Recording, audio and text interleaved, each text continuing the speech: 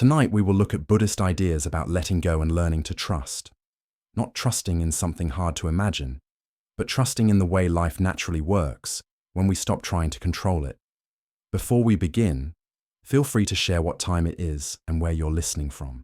The wise teachers who found these secrets were paying attention to small, true things that show how life works. They were watching water flow around stones. They were noticing how a bamboo plant bends in the wind. What they found was that most of our worries and struggles come not from life itself, but from how we act toward it, from trying to control things that can't be controlled, from holding on when it's time to let go, from pushing when we could just flow. These aren't just ideas to think about. They're truths you can feel in your body when you stop fighting, and as you see these ways clearly, something changes. The tight squeeze loosens, the breathing gets deeper, peace arrives.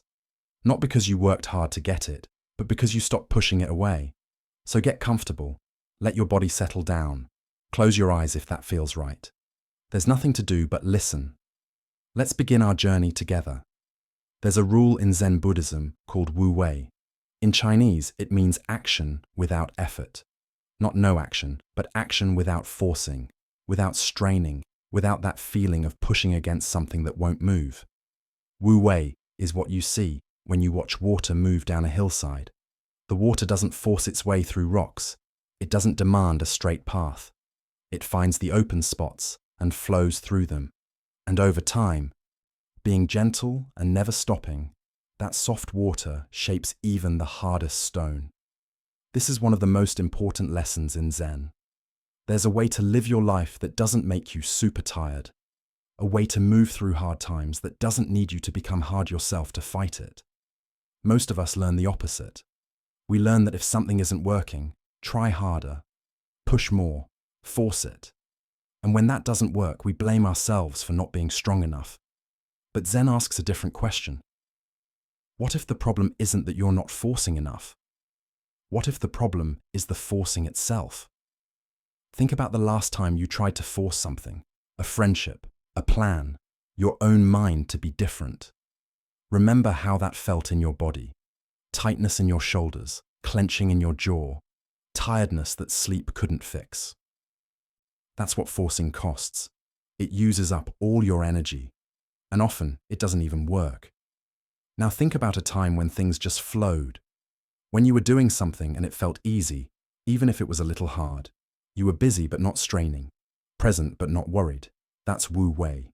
That's the natural way. The old Zen teachers had a saying for this. They said you should be like a wooden puppet on strings, not because you're lazy or not alive, but because you answer to each moment naturally, without thinking too much, without forcing. Let me share a story about this. There was once an archer, a master at his job. People came from far away to watch him shoot. His arrows never missed. They flew straight and true, hitting their target with perfect aim. One day, a young student came to him. The student was good, but struggled. He practiced every day. His arms got tired from the effort of pulling the bowstring, but his arrows wiggled when they flew. They landed far from the target. He watched the master shoot. The master's way of standing was relaxed. His breathing was steady. When he pulled the bow, there was no sign of pushing. When he released, the movement was so smooth, it seemed the arrow let go by itself. The student bowed low. "Master," he said, "I practice all the time. I put all my power into every shot, but I cannot do what you do. What am I doing wrong?" The master smiled. He gave the student his bow. "Shoot for me," he said. The student stood ready. He held the bow very tightly. He pulled the string back with all his might, his whole body stiffening with effort. He aimed carefully, holding his breath. Then he let go. The arrow flew but curved left, missing the target.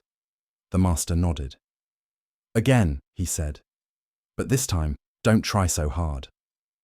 The student looked confused. "But master, if I don't try hard, how will I get better?" The master walked behind him. He placed one hand gently on the student's shoulder. "Close your eyes," he said. "Feel the bow in your hands. Feel your feet on the ground. Breathe naturally. Don't think about the target. Don't think about doing well or failing. Just feel the bow. Feel your body. Feel the breath moving in and out. The student closed his eyes. His breathing slowed. His grip on the bow softened a little. Now, the master said quietly, pull the bow, but don't force it. Let your body draw it. Let your breath guide the movement. The student pulled. His shoulders dropped. The tightness left his face. Hold it there, the master said. Feel how the bow wants to release. Don't make it happen. Let it happen. The bow knows when it's ready. The student stood there, eyes closed, breathing steady. And then, without deciding to, without thinking about it, he felt his fingers open. The string slipped free. The arrow flew. When he opened his eyes, the arrow was in the center of the target. How? The student asked. You stopped forcing, the master said. For the first time, you worked with the bow instead of against it. You let the shot happen instead of making it happen. That's the difference between force and flow. This story shows something very important in Zen Buddhism.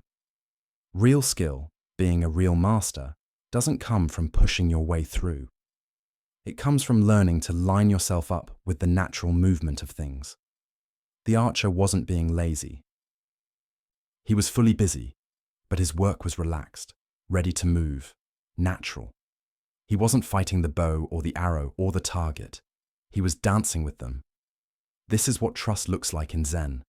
Not just hoping that everything will turn out okay, but a deep feeling that when you line yourself up with the way things naturally move, you don't have to force the results. They just happen on their own. Think about your own life right now. Where are you forcing? Where are you squeezing so tight your knuckles are white? Where are you trying to push something into place that keeps fighting you? And what would it feel like to soften there? Not to give up, but to stop forcing, to work with instead of against. The Zen masters watch nature closely because nature shows wu-wei perfectly. Trees don't force themselves to grow. They respond to the weather and ground. Water finds its level. Seasons change without effort. And when you watch these natural ways of doing things, you see something amazing.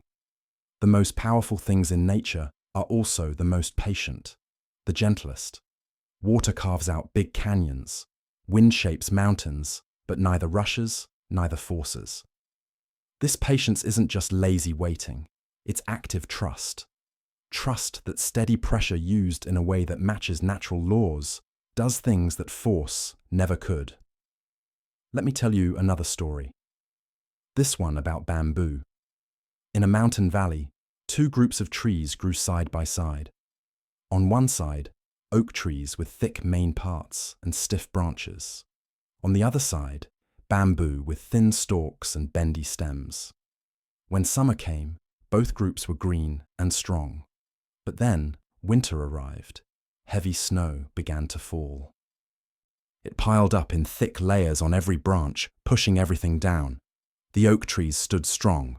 Their branches were tough. They didn't bend. They held the weight of the snow, refusing to give in. This is what we're built for, they seemed to say. We can carry this. We will not fail.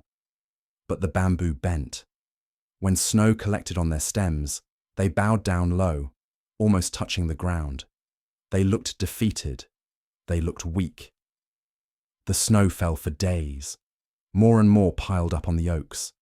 Their branches began to make creaking sounds under the pressure. The sound echoed through the valley. One by one, their strong, stiff branches split and fell, crashing to the frozen ground.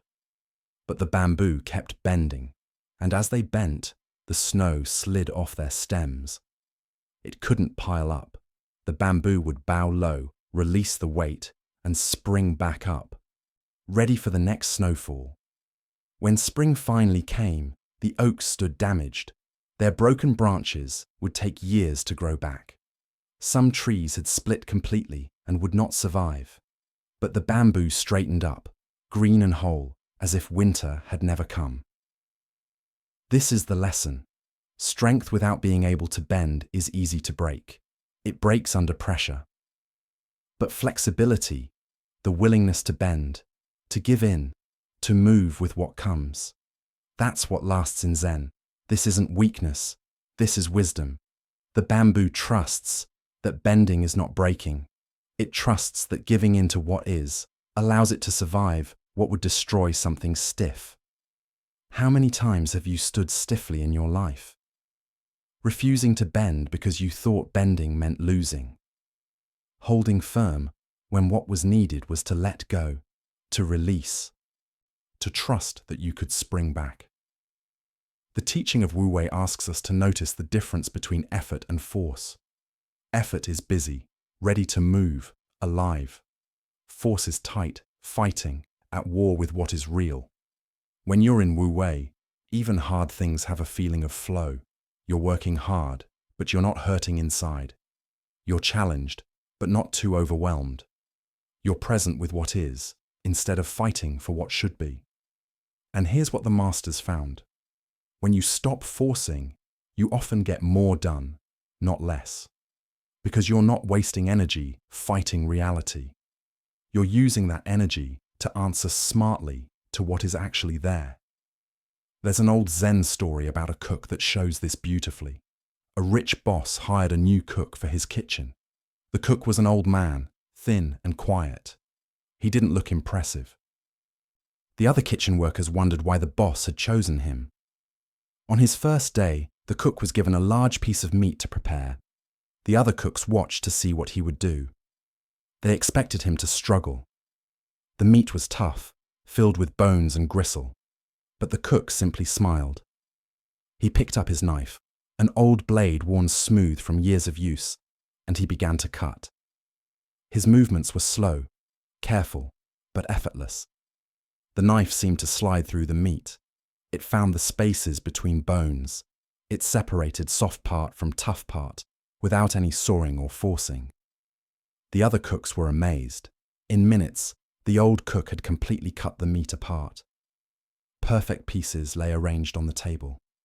He had not struggled once. "How do you do that?" one young cook asked. "I use all my strength, and still the knife sticks. I have to saw and force it through."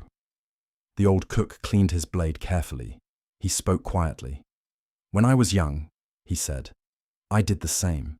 I thought cooking was about winning against the meat, about forcing the knife through. I went through many knives. I wore them down to nothing. My arms hurt every night. But then a master taught me something. He showed me that meat has a natural way it's built. Bones connect in certain ways. Muscles separate along certain lines. The knife doesn't need to force through. It needs to find the pathways that are already there. Now when I cut, I don't think about cutting. I feel the meat. I let the knife show me where it wants to go. I follow the way the fibers go, the open spaces, the natural separations. The knife does what knives do. The meat shows its structure, and I simply guide the process. There is no fighting because I'm not working against the nature of things. I'm working with it. The young cook tried this. At first, it felt wrong to not use force, but slowly he began to feel what the old cook meant. The spaces between, the natural pathways, the way things want to separate when you're not forcing them together. This lesson is everywhere in Zen Buddhism. True skill looks easy because it's matched with the way things naturally work. It's not forcing order from outside. It's showing the order that's already there. And this applies to much more than cooking or archery. It applies to how you live your life.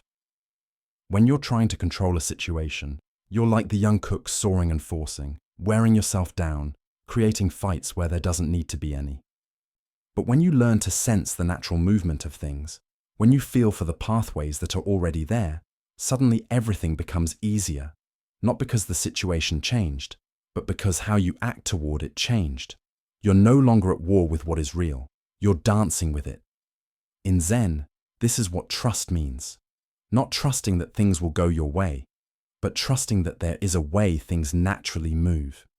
And when you match yourself with that movement, you don't have to force the results. The river doesn't need to force itself to reach the ocean.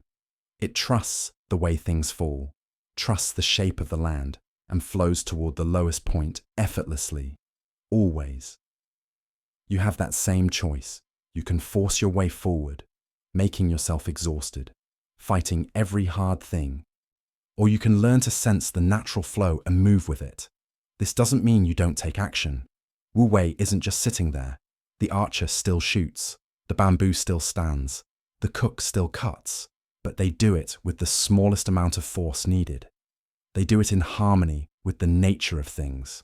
There's a saying in Zen, sitting like a mountain, moving like water.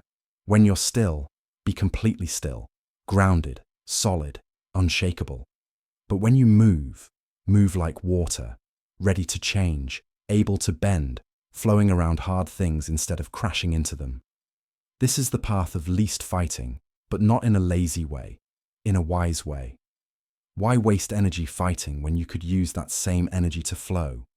Let us explore a tale about a ferryman. There was once a man who worked a ferry across a wide river. Every day people would come to cross. Some were patient, others were worried, walking back and forth on the shore, demanding he hurry. The ferryman never rushed. He moved with steady, unhurried actions. He checked the boat, he felt the current of the water, he watched the sky, and only when everything was ready would he push off from shore. One day, a merchant arrived, very upset and worked up. "I must cross immediately," he said. "I have important things to do on the other side. I'm already late. Please hurry." The ferryman looked at the water. He looked at the sky. "The current is strong today," he said. "We'll cross when it's safe." "I don't care about safe," the merchant said. "I care about fast. I'll pay you double, triple. Just go now." The ferryman shook his head calmly. "Money doesn't change the current." The merchant was angry.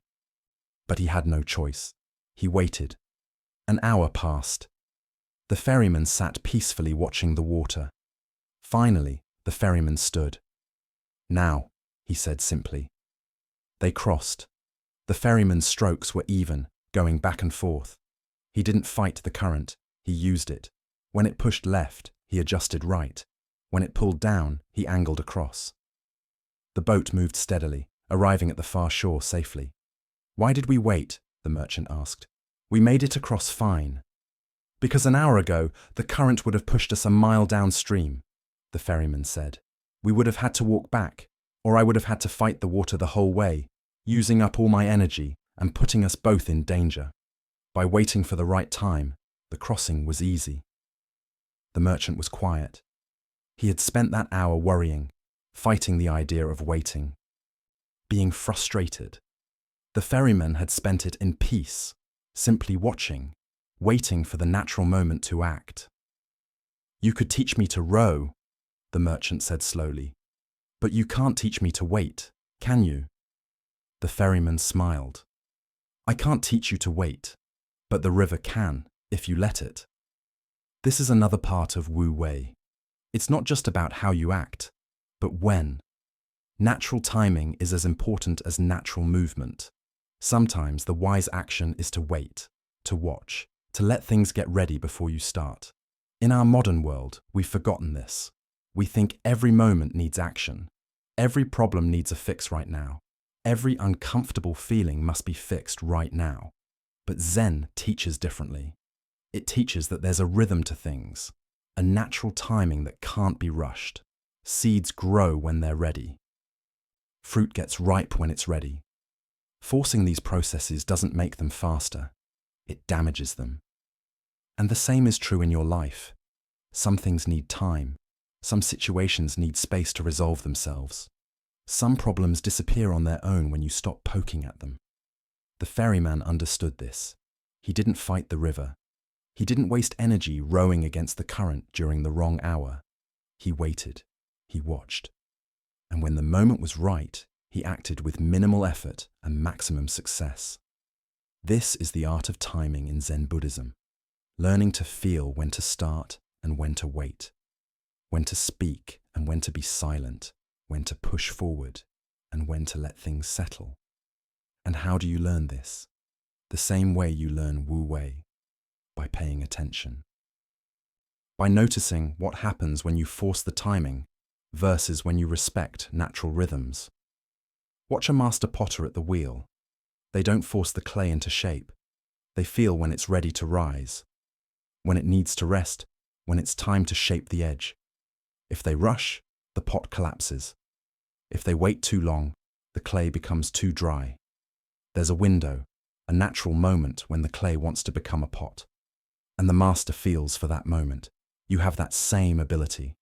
You can learn to feel the natural timing of situations, not by thinking, but through attention, through being present enough to sense when something is ready and when it needs more time.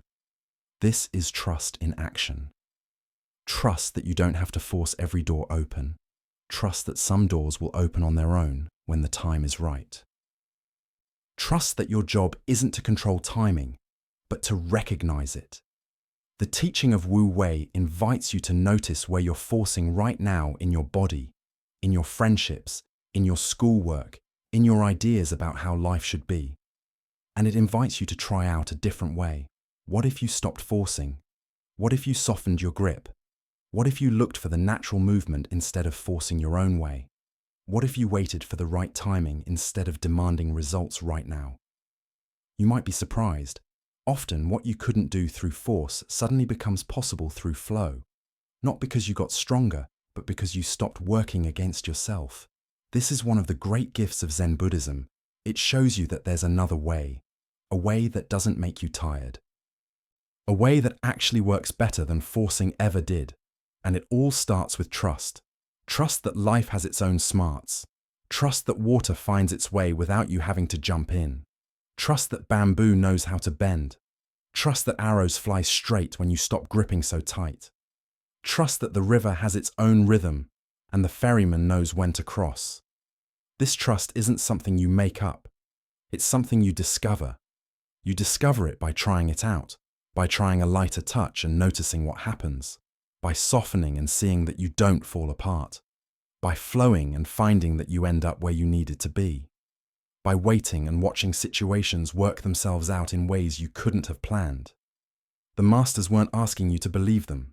They were inviting you to try it yourself, to test these teachings against your own experience. And what you'll find if you do is that Wu Wei isn't just a nice idea. It's a practical way to live that makes everything easier. Not because life gets easier, but because you stop making it harder than it needs to be. Your body already knows this. Watch how you breathe when you're relaxed. You're not forcing air in and out, you're allowing it. The breath happens naturally when you don't get in the way. That's Wu Wei at its simplest, and everything else works the same way. So as we continue, keep this lesson close. When you notice yourself forcing, remember the archer who stopped trying so hard. Remember the bamboo that survived by bending. Remember the cook who found the spaces where the knife naturally wants to go. Remember the ferryman who waited for the current to change.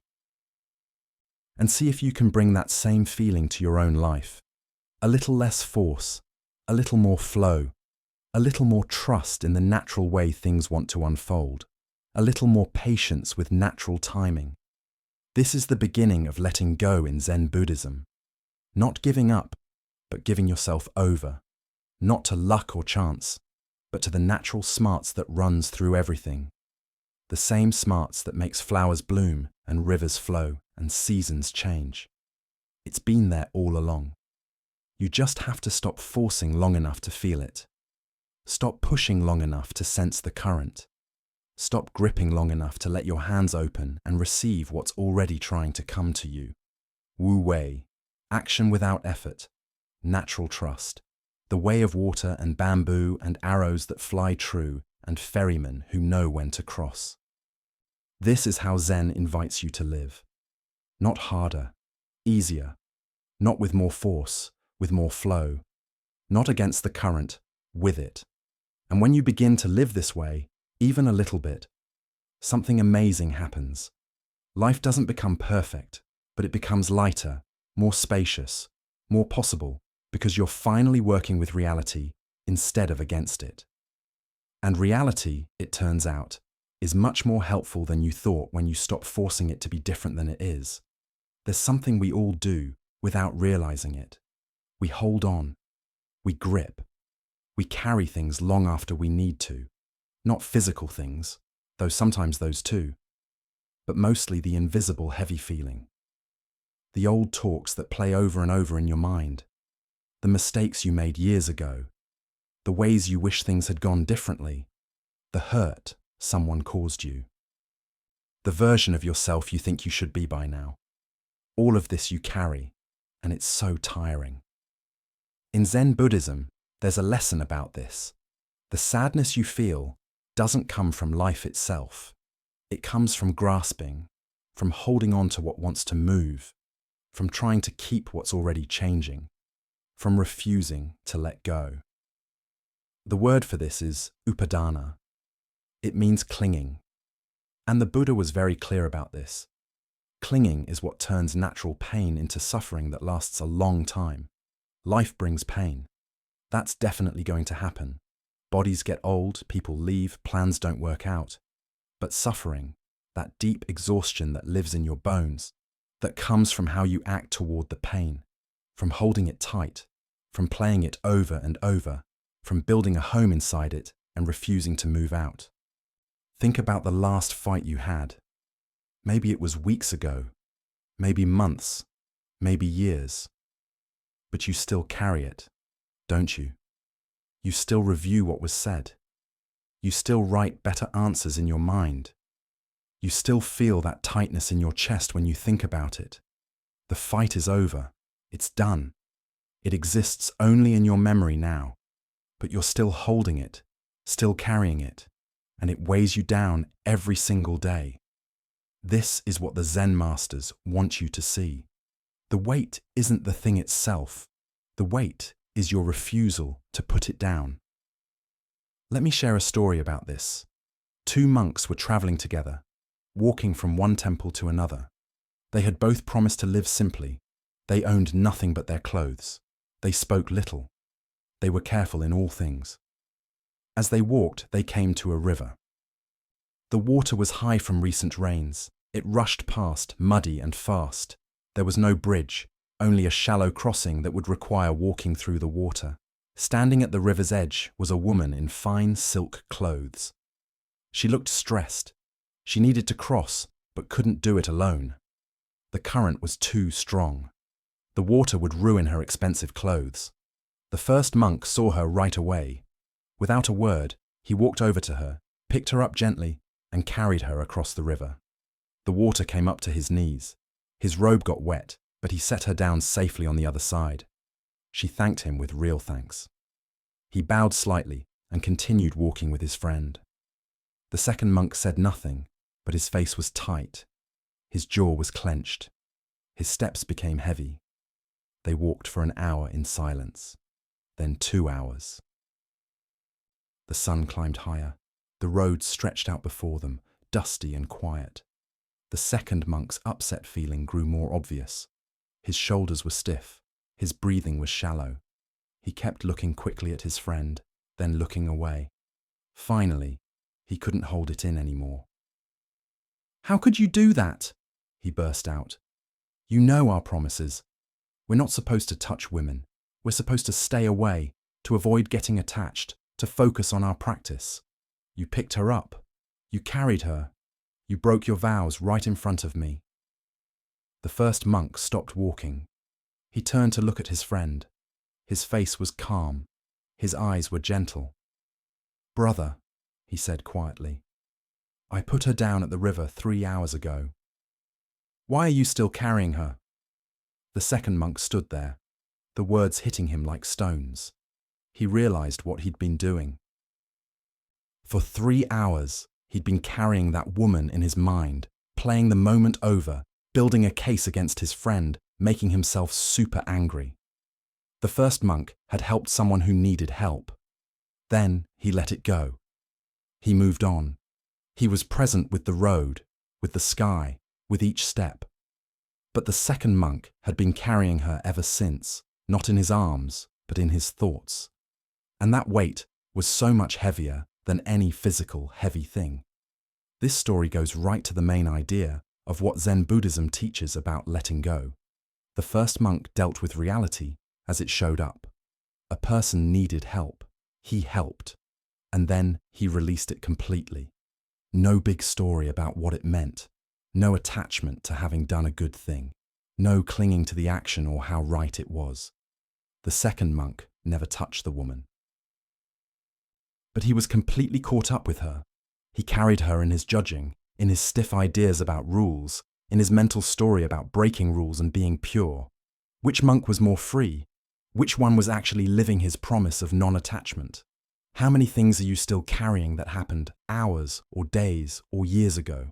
How many conversations are you playing over? How many versions of events are you reviewing, wishing you'd said something different, done something better? The event is over. It exists only in memory now, but you're choosing moment by moment to keep picking it up and carrying it. And the weight of that is hurting you. Zen teaches that this is optional. You can put it down, not because the thing didn't matter, not because you're forgetting what happened, but because carrying it doesn't change it. Holding it tight doesn't make it better. It only makes you tired. There's another lesson in Zen Buddhism about this. It's about a farmer and his horse. In a small village, there lived a farmer who owned a beautiful horse. His neighbors admired this horse. It was strong, healthy, worth a lot. The farmer was lucky to have such an animal. One day, the horse broke through the fence and ran away into the hills. The neighbors came to the farmer's house, shaking their heads. "What terrible luck," they said. "Your horse is gone. This is a disaster." The farmer shrugged. "Maybe," he said. A week later, the horse returned, and it brought with it 3 wild horses it had befriended in the hills. Now the farmer had 4 horses instead of 1. The neighbors rushed over, excited and cheering. "What wonderful luck," they said. "You're so fortunate." "This is marvelous." The farmer shrugged. "Maybe," he said. The next day, the farmer's son was training one of the wild horses. He was thrown off and broke his leg badly. He would be unable to work for months. The family would struggle without his work. The neighbors came again, this time with sympathy and concern. "What terrible luck," they said. "Your son is hurt. This is awful." The farmer shrugged. "Maybe," he said. A week after that, military officers came to the village. They were forcing all the young men to fight in a distant war. Many would not return. But when they came to the farmer's house and saw his son with a broken leg, they left him behind. He was unfit for service. The neighbors were amazed at the farmer's fortune. "What incredible luck," they said. "Your son has been spared. You're so blessed." The farmer looked at them calmly. "Maybe," he said. This story isn't about not caring about what happens. The farmer cared about his horse, about his son, about his life. But he understood something the neighbors didn't. He understood that he couldn't see the full picture. What looked like a terrible event might be protection. What looked like good fortune might bring difficulty. The story wasn't finished. The meaning wasn't locked in. So he didn't cling to any one idea of what it meant. He didn't hold tight to this is good or this is bad. He stayed present with what was without grasping at what it meant. The neighbors made themselves tired by riding an emotional roller coaster, cheering, then grieving, then cheering again. Their happiness and sadness came not from the events themselves, but from their stiff ideas of what those events meant. The farmer remained steady. "Maybe," he said. "Maybe this is good. Maybe it's bad. Maybe it's both. Maybe it's neither. Maybe I can't know yet. Maybe I don't need to know." That maybe isn't being confused or unsure. It's wisdom. It's the knowledge that life is more complicated than your judging of it. And when you stop clinging to those judgments, you stop creating unnecessary suffering. Right now, think about something in your life that you've labeled as bad, as wrong, as the thing that ruined everything. Can you hold that a little more lightly? Can you add a maybe to it? Maybe it's not what you think it is. Maybe the story isn't over. Maybe good things are growing from it that you can't see yet. Maybe your tight grip on this one idea is causing more pain than the event itself. This is what Zen Buddhism invites you to practice: a lighter touch with meaning, a willingness to not know, a trust that you don't have to figure everything out and label it and file it away before you can move forward. Let me share one more story. This one is shorter, but it goes deep. A student came to his teacher carrying a large stone. He was panting from the effort.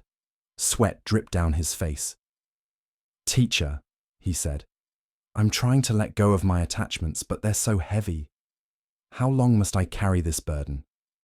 The teacher looked at him calmly. Then he asked a simple question. "Who told you to pick it up in the first place?"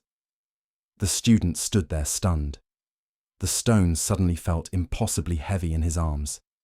He realized he could put it down any time. He'd been choosing to hold it, and he could choose to release it. He set the stone on the ground. His arms were shaking, his shoulders ached, but the weight was gone. "The burden you carry," the teacher said gently, "is not forced upon you. You pick it up, you hold it, and you can put it down whenever you're ready." This teaching is so simple, it's easy to miss. You're not a victim of the weight you carry. You're the one carrying it, which means you have the power to put it down. But here's what makes this difficult. Somewhere along the way, you started to believe that holding on is loyalty, that playing painful memories is processing them, that carrying resentment is strength, that refusing to let go means you care. But Zen shows you differently. Holding on isn't strength, it's suffering, and putting down what doesn't serve you isn't abandonment, it's wisdom. Your body knows this already. Notice right now where you're holding tension, your shoulders, your jaw, your stomach. That tension is your body's way of showing you where you're clinging, where you're carrying weight that isn't yours to carry. And when you set that weight down, even for a moment, even just to breathe one deep breath and soften your grip, your body responds immediately. The shoulders drop, the jaw unclenches, the breath deepens. This is the feedback loop Zen teaches you to pay attention to. Your body tells you when you're grasping, and it tells you when you've released. So, what are you carrying right now that you could put down? Maybe it's anger at someone who hurt you years ago. They're not thinking about you. They've moved on, but you're still having arguments with them in your mind, carrying them with you everywhere you go. Maybe it's shame about something you did, something you regret. You've apologized, you've learned from it, but you won't forgive yourself. You carry that shame like a badge, showing it to yourself over and over. Maybe it's grief that's turned into a kind of prison. You lost something precious, and in honoring it, you've made a home inside the loss. You're afraid that letting go of the grief means letting go of what you loved. Or maybe it's simpler than all that. Maybe you're just carrying the idea that you should be different than you are, further along, more healed, less broken, and that constant comparing exhausts you more than any outside problem ever could. All of this is weight, all of this is grasping, and all of it is optional. The teaching isn't that you should never feel anger or shame or grief. Those are natural human feelings when life happens. They move through you if you let them. But when you cling to them, when you make them into who you are, when you replay them endlessly, they stop moving. They become weight. In Zen, they talk about clouds passing through the sky. The sky doesn't hold on to clouds. It doesn't become the clouds. It doesn't say, "I am the cloudy sky," and insist on staying grey forever.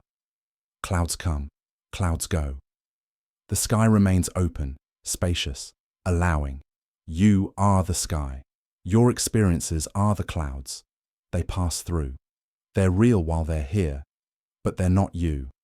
And you don't have to hold them in place. This is the practice. Noticing when you're gripping, feeling the weight of what you're carrying, and gently with kindness for yourself, seeing if you can soften your hold. You don't have to drop everything at once. You don't have to be perfect at this. You just have to notice.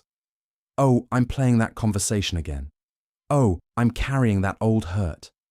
Oh, I'm holding tension in my shoulders from something that happened days ago. And then just for this one breath, you can set it down.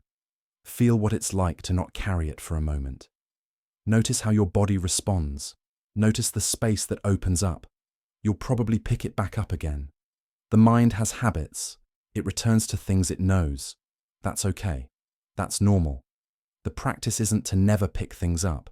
It's to notice when you have, and to practice putting them down again and again. This is what Zen Buddhism means by letting go. Not a one-time thing, not a final win, but a practice. A gentle, repeated returning to openness. A willingness to set down the weight whenever you remember that you're carrying it.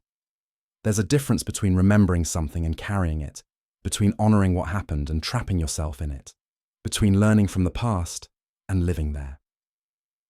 The Zen masters understood this difference deeply. They taught that memory itself isn't the problem. Pain itself isn't the problem. The problem is when you wrap who you are around these things, when you build walls out of old hurts and move in permanently.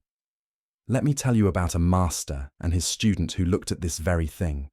A young monk had been studying for several years. He was dedicated, honest in his practice, but he was haunted by something from his past. Before he became a monk, he had hurt someone he loved. The guilt lived in him like a stone. Every day during quiet time, his mind would return to that moment.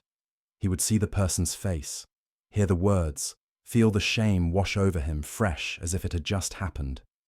He went to his teacher. "Master," he said, "I carry this guilt everywhere.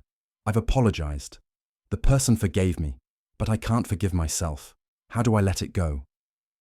The teacher was quiet for a moment. Then he said, "Come with me."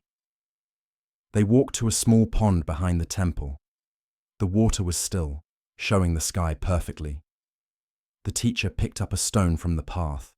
He held it up. "This stone," he said, "throw it into the pond." The student threw the stone. It splashed into the center of the pond. Ripples spread out in perfect circles, messing up the reflection. But slowly the ripples faded. The water settled. The reflection returned. The pond was still again. "Where is the stone now?" the teacher asked. "At the bottom of the pond," the student said. "Can you see it?" "No." "Is it still there?" "Yes, but it's settled. It's at rest." The teacher nodded. "Your guilt is like that stone. You threw it in. It created ripples. Those ripples were real. They messed up the water. But the water doesn't hold on to the ripples. It lets them fade. It returns to stillness. The stone settles to the bottom. It becomes part of the pond bed, part of the foundation, but the surface is clear again. You're trying to keep the ripples alive," the teacher continued.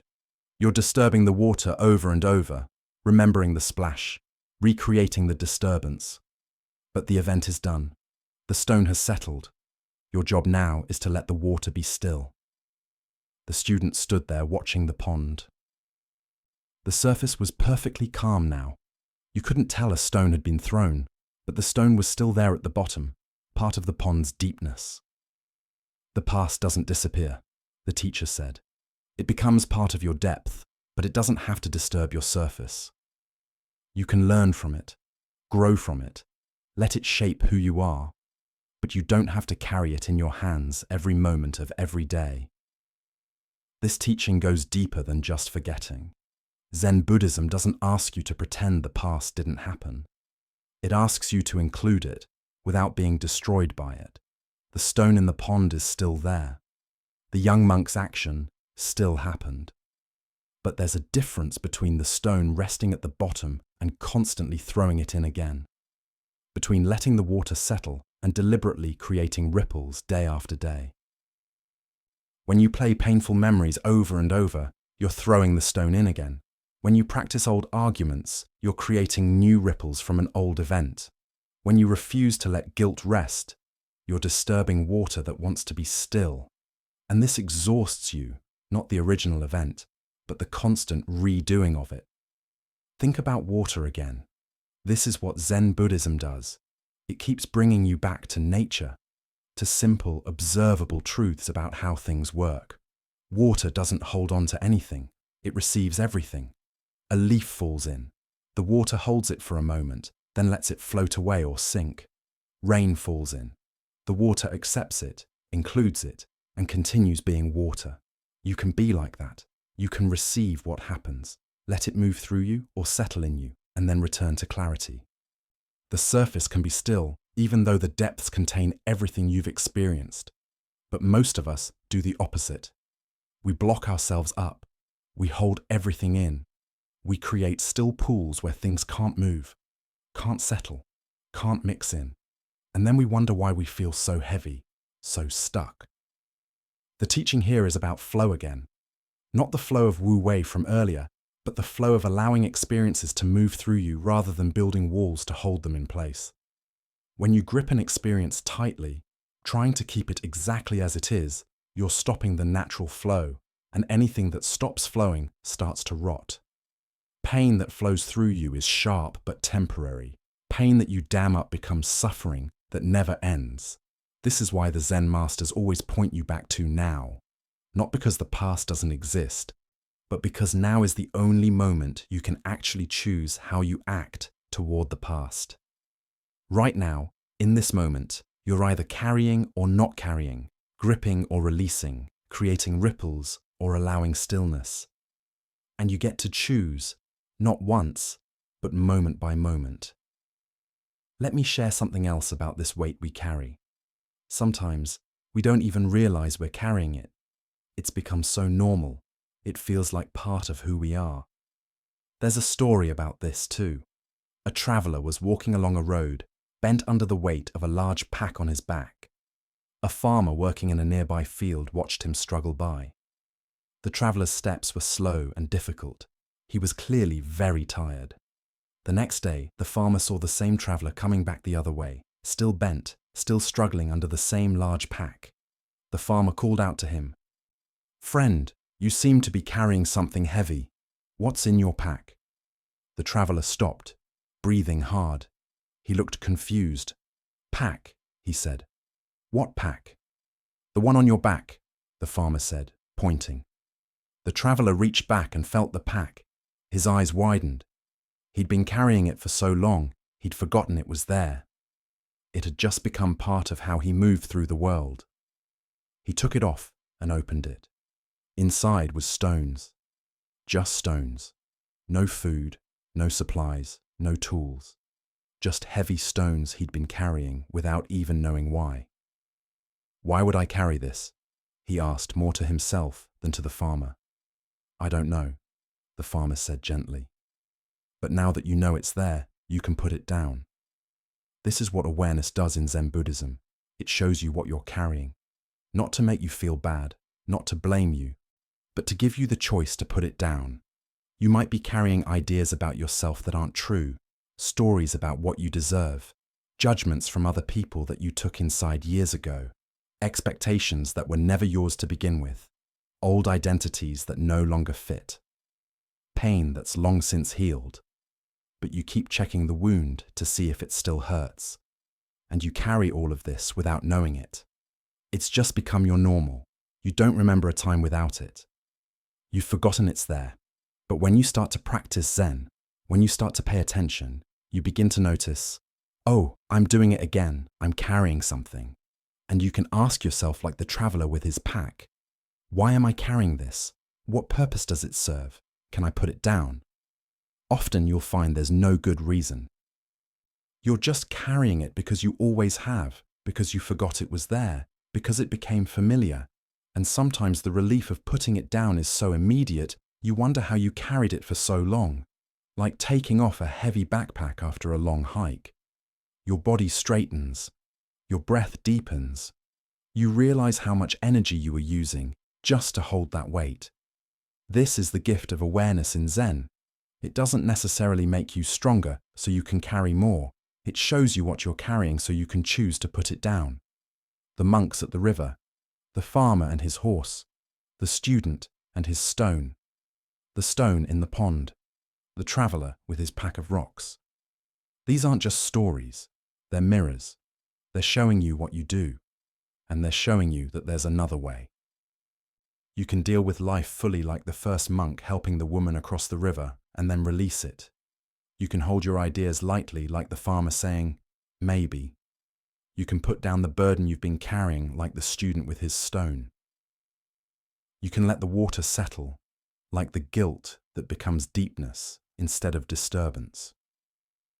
You can notice what you're carrying and choose to set it down like the traveler with his pack.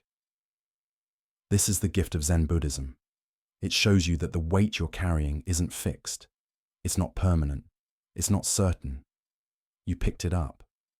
And moment by moment, breath by breath, you can choose to put it down. Not because the past doesn't matter, not because your pain wasn't real, but because carrying it doesn't change it. And you deserve to walk through life without that weight pressing down on you. The practice is simple, though not always easy. Notice what you're carrying. Feel the weight of it. Ask yourself if you need to keep holding it, and then gently see if you can soften your grip just a little, just for now. You don't have to make a big decision. You don't have to promise to never picking it up again. You just have to practice putting them down in this moment, and then in the next moment, and then in the one after that. Over time, something shifts. Not because you've mastered letting go, but because you've practiced it enough that it becomes more natural. The grip loosens. The weight feels less permanent. You remember more quickly that you have a choice. And you start to notice how much energy you have when you're not using it all to hold on to what's already gone. How much space opens up in your mind. How much lighter your body feels. So right now, even if just for this moment, can you soften? Can you feel where you're gripping and let your hands open just a little? Can you notice what you're carrying and set it down just for this one breath? You might be surprised by how light you feel, how much space opens up, how possible everything suddenly seems when you're not weighed down by everything you've been carrying. This is the beginning. This moment right here. This willingness to notice what you're carrying and to choose just for now to put it down. The path of letting go in Zen Buddhism starts with recognizing that you're holding on, and it continues with the gentle, repeated practice of release. Not once, not perfectly, but over and over with kindness toward yourself.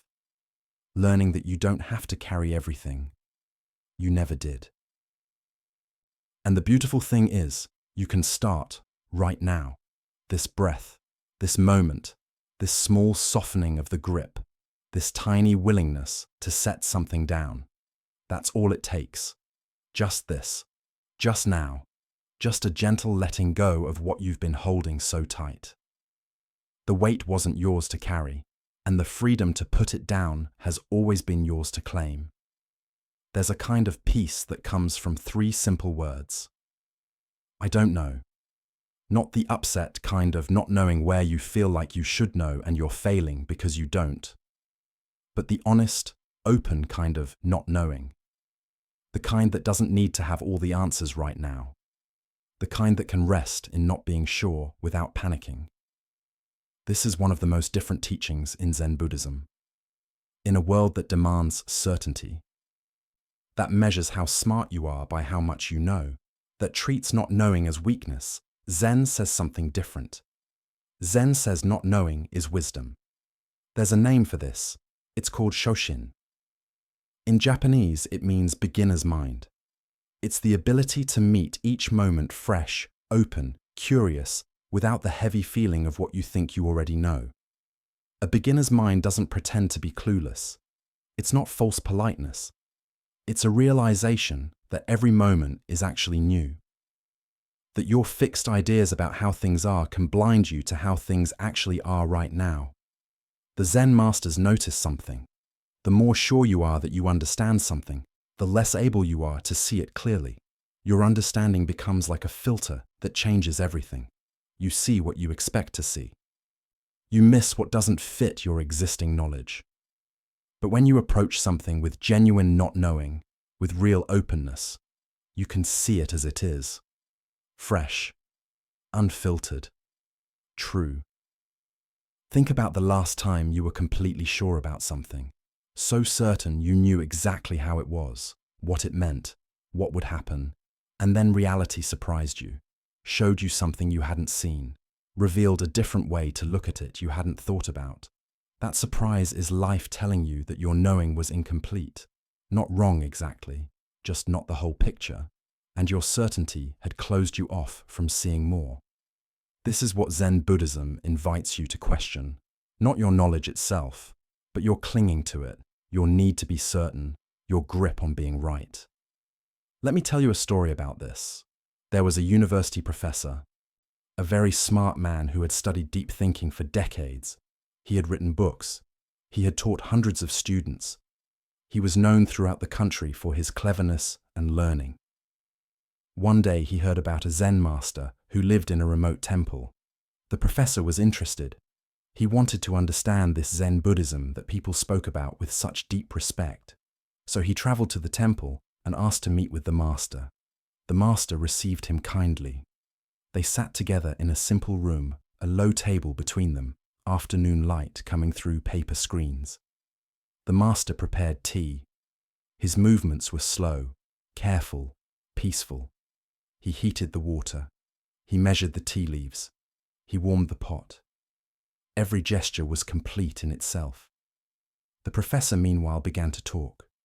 He talked about his studies, about what he understood of Buddhism from his reading, about the deep ideas he'd developed, about the talks he'd given on Eastern thought. The master listened. He didn't interrupt. He simply continued preparing the tea. When the tea was ready, the master began to pour. He filled the professor's cup, but he didn't stop pouring when the cup was full. The tea rose to the brim, spilled over the edge, ran across the table, dripped onto the floor. The professor watched in alarm. "Stop," he finally said. "The cup is full. No more will go in." The master set down the pot. He looked at the professor with gentle eyes. "Yes," he said, "you are like this cup. You come here full of your own ideas, your own knowledge, your own understanding. There is no room for anything new. How can I show you Zen when your cup is already full?" The professor sat there, tea dripping from the table onto his robes. He understood. He'd come seeking knowledge, but he'd already decided what that knowledge would look like. He had categories, structures, ready ideas. He was trying to pour Zen into his existing understanding, rather than letting Zen show him something new. His certainty had closed him off. His cup was too full to receive. The master smiled kindly. "If you want to learn," he said, "first empty your cup." This story touches something very important in Zen Buddhism. The thing that stops you from learning isn't lack of knowledge. It's the belief that you already know. When your cup is full, nothing new can enter. When your mind is full of certainty, full of fixed ideas about how things are and what things mean, there's no space for fresh understanding, for new ways of seeing, for reality to show you something unexpected. The professor had to let go of what he thought he knew before he could learn anything real. He had to empty his cup, create space, open his mind. This is what beginner's mind means. Not pretending you don't know things, but holding what you know lightly enough that you can still see clearly, still be surprised, still learn. Think about children. They don't know much yet, but they see everything with fresh eyes. A puddle is an entire world. A box is a spaceship. They're not filtering reality through layers of, "I already know what this is." They're meeting each thing directly with curiosity and wonder. You had that once before you learned to be certain, before you decided you understood how things work, before your cup got full. And you can have it again, not by forgetting what you've learned, but by holding it more lightly, by staying open to the possibility that reality is bigger than your understanding of it. The Zen masters practiced this constantly. Even after many years of quiet time, they approached each moment as if for the first time. They didn't rely on what they'd figured out yesterday. They met today, fresh. This takes a kind of bravery, because not knowing feels scary in a world that rewards certainty. When someone asks you a question and you say, "I don't know," It can feel like admitting weakness, like failing some test. But Zen sees it differently, saying, I don't know, when you truly don't know, is honest. It's real.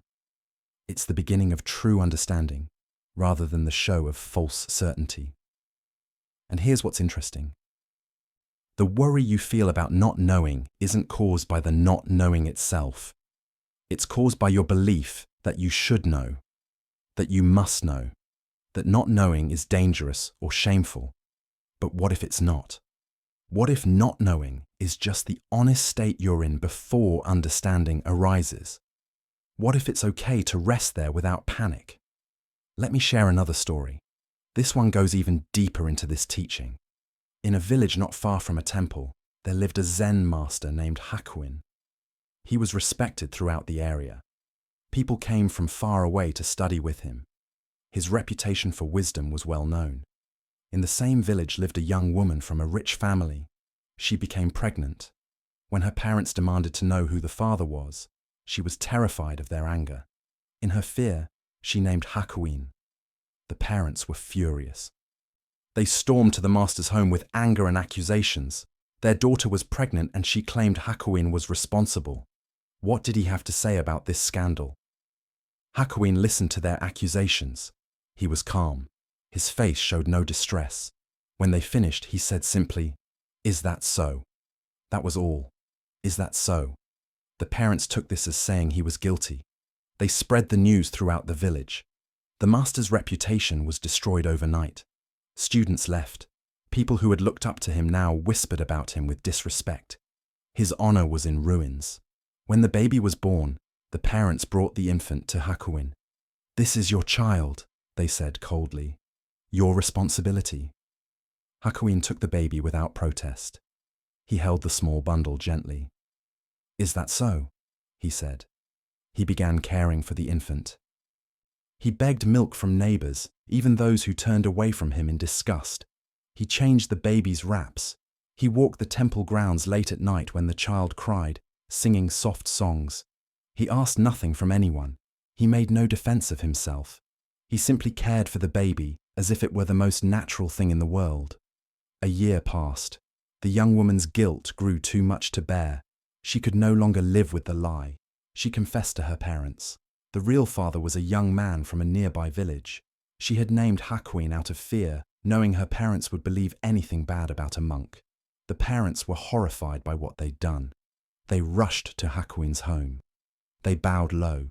They apologized again and again. They explained the mistake. They praised his good nature for enduring such unfairness with grace. They reached for the baby to take it back to its rightful place. Hakuin handed over the child gently. He looked at them with the same calm he'd shown a year before. "Is that so?" he said. "This story isn't about being lazy or uncaring. It's not about letting people treat you badly. It's about something much more important. It's about not needing to control the story, not needing everyone to understand your side, not needing to be right or to be seen as right." Hakuin didn't know why this was happening. He didn't know how long it would last. He didn't know if his reputation would ever recover. But he also didn't make himself suffer by demanding answers to these questions.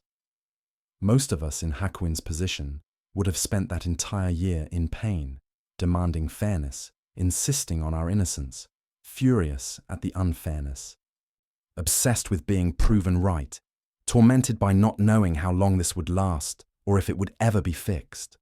All of that would have been suffering added to an already difficult situation. The baby still needed care no matter what. The work still needed doing. But we would have been doing it while at the same time fighting reality, being angry at it, needing it to be different. Hakuin just cared for the baby. When people accused him, "Is that so?" When people praised him, "Is that so?" He didn't cling to either story. He didn't need to know what it all meant. He was simply present with what was. This is the freedom that comes from not knowing in Zen Buddhism. Not the not knowing of confusion, but the not knowing that doesn't need to lock everything down. That can live with mystery. That can rest in not being certain. Think about your own life right now. How much of your suffering comes from not having answers? from not knowing how things will turn out, from uncertainty about the future, about other people's thoughts, about whether you're doing the right thing. And what if that's okay? What if you don't need those answers right now? What if you could rest in, is that so? And meet what's actually here, rather than making yourself suffer with what you can't know yet. The mind hates this. The mind wants certainty. It wants to figure everything out, lock it all down, know what everything means, and where it's all going. The mind thinks this is safety, but Zen shows you something different. That clinging to certainty is what creates anxiety. That needing to know is what messes up peace. That you can be with not knowing and be okay. There's another teaching story that speaks to this directly. A monk approached his master with a question. He bowed respectfully and asked, "Master, what is Buddha?" This was a common question. The monk was asking about the main idea of being enlightened, of truth, of reality itself. It was a very deep spiritual question. The master looked at him and said, 3 pounds of flax. The monk was confused. 3 pounds of flax? What kind of answer was that? What did it mean? How was this supposed to help him understand anything? But that was exactly the point. The monk wanted an answer he could understand, an idea he could hold, some wisdom he could hold in his mind and feel sure about. He wanted to know. The master gave him something that couldn't be held that way, something that pointed beyond the mind's need for ideas. 3 pounds of flax isn't an idea about reality. It's just 3 pounds of flax, direct, immediate, present. It's not about what it means. It's about meeting what is, without the filter of trying to make meaning. This is what Zen does again and again. It makes the mind's need to understand in the usual way frustrated. Not to be mean, but to show you that there's another way of knowing, a direct way, an immediate way, a way that doesn't require turning everything into ideas. You can know something without being able to explain it. You can understand something without being able to put it into words. You can be sure of something while remaining open to being wrong. This is the confusing part of Zen wisdom. It's sure and unsure at the same time, confident and humble at the same time, knowing and not knowing in the same breath. The masters called this don't know mind, and they thought it was the most valuable state you could learn. Don't know mind isn't being clueless. It's not being confused. It's not the kind of not knowing that comes from not paying attention or understanding. It's the not knowing that comes after you've paid deep attention, after you've looked closely at reality and realized that reality is more mysterious, more complex, more alive than any idea you could form about it. It's the not knowing that sees through false certainty, that recognizes when you're pretending to understand something you don't. That's honest about the limits of what anyone can know. And strangely, this not knowing opens you to real understanding because you're not filtering everything through fixed ideas. You're meeting reality fresh. And reality can teach you things your certainty never allowed. The professor with his full cup had to empty it before he could learn. Hakuin with his, "Is that so?" didn't cling to any story about what was happening. The monk asking about Buddha had to let go of his need for an answer that he could hold. All of them were being invited into don't know mind, into the freedom of not needing to have it all figured out. This is one of the most healing teachings in Zen Buddhism, because so much of your suffering comes from your relationship with uncertainty. You don't know if you're making the right decision. You don't know if things will work out. You don't know what someone else is thinking or feeling. You don't know if you're enough. You don't know what the future holds. And instead of being okay with not knowing, you create anxiety. You spin in your mind. You try to figure it all out. You demand answers that aren't ready yet. You treat uncertainty as a threat. But what if uncertainty is just the honest condition of being alive? What if you don't need to know everything? What if you can take the next step even without seeing the whole staircase? This is what beginner's mind offers you. Permission to not know, permission to be uncertain, permission to say, "Is that so?" and let reality unfold, without needing to control it with your understanding. It's not that understanding is bad. Understanding is wonderful when it arises naturally. But forcing understanding, demanding certainty, clinging to what you think you know, that creates suffering. Zen invites you to hold everything more lightly. Your beliefs, your knowledge, your certainty about how things are. Not because these things are worthless, but because when you hold them too tightly, you can't see clearly. Your cup is too full to receive anything new. Notice when your cup is full, when you're so certain about something that you've stopped really looking at it. When you've decided what something means before you've fully experienced it, when you're filtering everything through, I already know this. There's often a small gap between your certainty and your answer. In that gap lives a question. Do I really know, or am I just guessing? Consider what happens when you're honest about not knowing, not as defeat, but as truth, as openness, as the beginning of real understanding. What would you see if you looked at familiar things with fresh eyes? Your home, your schoolwork, your friendships, even yourself, without all your piled-up ideas about how these things are. When life brings something unexpected, when plans change, when someone surprises you, notice what arises. There's often an immediate rush to create a story about what it means. But in the space before that story forms, there's something else. A moment of pure not knowing, of openness to what is. Opinions and decisions still form, but they can be held lightly, open to new information, realizing that understanding is always temporary, partial, incomplete. The Zen masters weren't trying to make you doubt everything. They were trying to free you from the prison of certainty, from the suffering that comes from clinging to fixed ideas about how things are or should be. Because reality is always more than your ideas about it. Life is always bigger than your understanding of it. And when you cling too tightly to what you think you know, you miss what's actually here. The professor couldn't learn until he emptied his cup. Hakuin couldn't be disturbed by false accusations because he didn't cling to any story about what was happening. The monk had to let go of his need for an answer that he could hold, and you can do the same. You can empty your cup. You can practice. Is that so? You can let go of needing to know everything right now. This is the wisdom of not knowing in Zen Buddhism. Not ignorance, not confusion, but the humble realization that reality is mysterious, that life is uncertain, and that you can be okay not having all the answers. You can take the next step. You can make the next choice. You can live fully without knowing how it all turns out. Because the truth is, you never knew how it would all turn out. You were just pretending you did, and that pretending created anxiety. Now you can set that down. You can rest in not knowing. You can approach each moment with beginner's mind, fresh and open and curious. And in that openness, real wisdom can arise. Not the wisdom of ideas and certainty, but the wisdom of direct seeing, of meeting reality as it is, of being present without needing to have it all figured out. This is freedom. This is peace.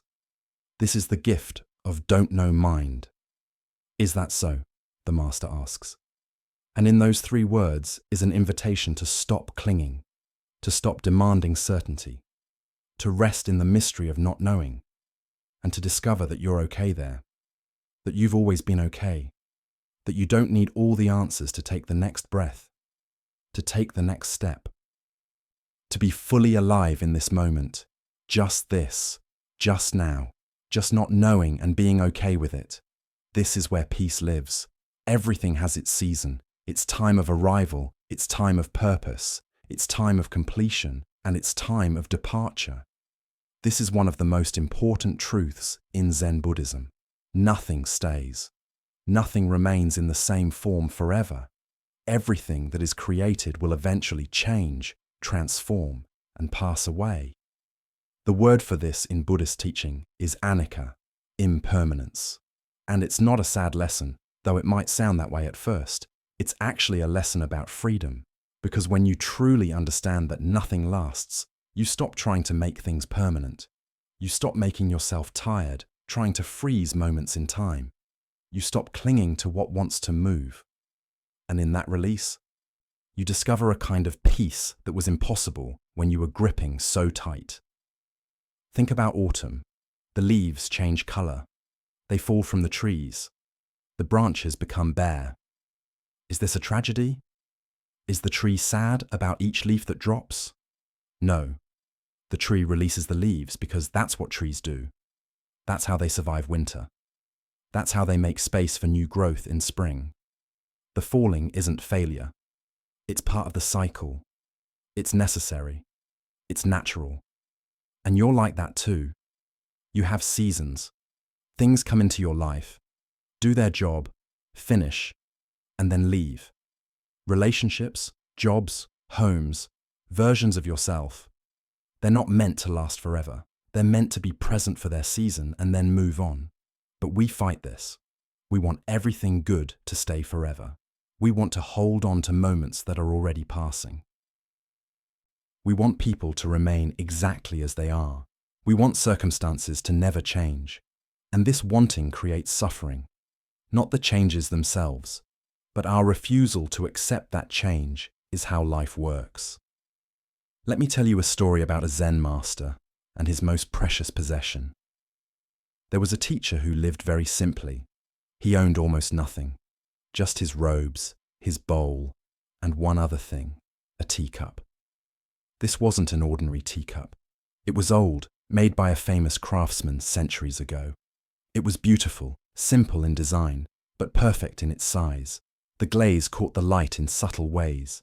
It fit perfectly in the hand. The master loved this cup. Every morning he drank his tea from it. He washed it carefully. He handled it with attention and care. His students noticed how gently he held it, how his face softened when he used it. One day, a student was visiting the master's room. He saw the cup and knew its value. He knew it must be precious, probably impossible to replace. "Master," the student said, "you clearly love this cup. You must worry about it. What will you do when it breaks?" The master picked up the cup. He held it in both hands, looking at it with clear affection. Then he looked at the student and smiled. "It's already broken," he said. The student was confused. He looked at the cup. It was whole, not damaged. No cracks, no chips. "I don't understand, master. The cup is perfect. It's not broken." "It will break," the master said gently. "All things do. Clay returns to earth. Nothing made lasts forever. This cup, this body, this life, all of it is temporary. So rather than pretend it will last forever and then suffer when it breaks, I acknowledge its nature now." He held the cup up to the light. "It's already broken. It's already returning to what it came from. And because I see this clearly, I can truly appreciate it while it's here. I don't spend my energy worrying about when it will break. I don't create suffering by wishing it could last forever. I simply enjoy it now, knowing it won't last. And that makes each moment with it more precious, not less." The students sat with this teaching. The master set the cup down carefully and poured tea into it. The cup was still whole, still beautiful, still perfectly usable. But the master held it with the understanding that it was already in the process of becoming something else. This is the wisdom of impermanence in Zen Buddhism. When you understand that everything is temporary, you stop acting toward things as if they're permanent. You stop creating suffering by demanding they stay forever. The cup is already broken. Your body is already aging. Your relationships are already changing. Your life is already moving toward its end. Everything is already in the process of change. This isn't being negative. This is seeing clearly. And seeing clearly brings freedom. Because when you know something won't last, you appreciate it differently. Each morning with that cup becomes precious. Each moment with the people you love becomes important. Each breath becomes special because you realize it won't go on forever. Impermanence makes things valuable, not less valuable, more valuable because they're here now and they won't always be. Think about a sunset. Why is it beautiful? Partly because it doesn't last. It's there for a brief time and then it's gone. If the sky stayed that color forever, you'd stop noticing it.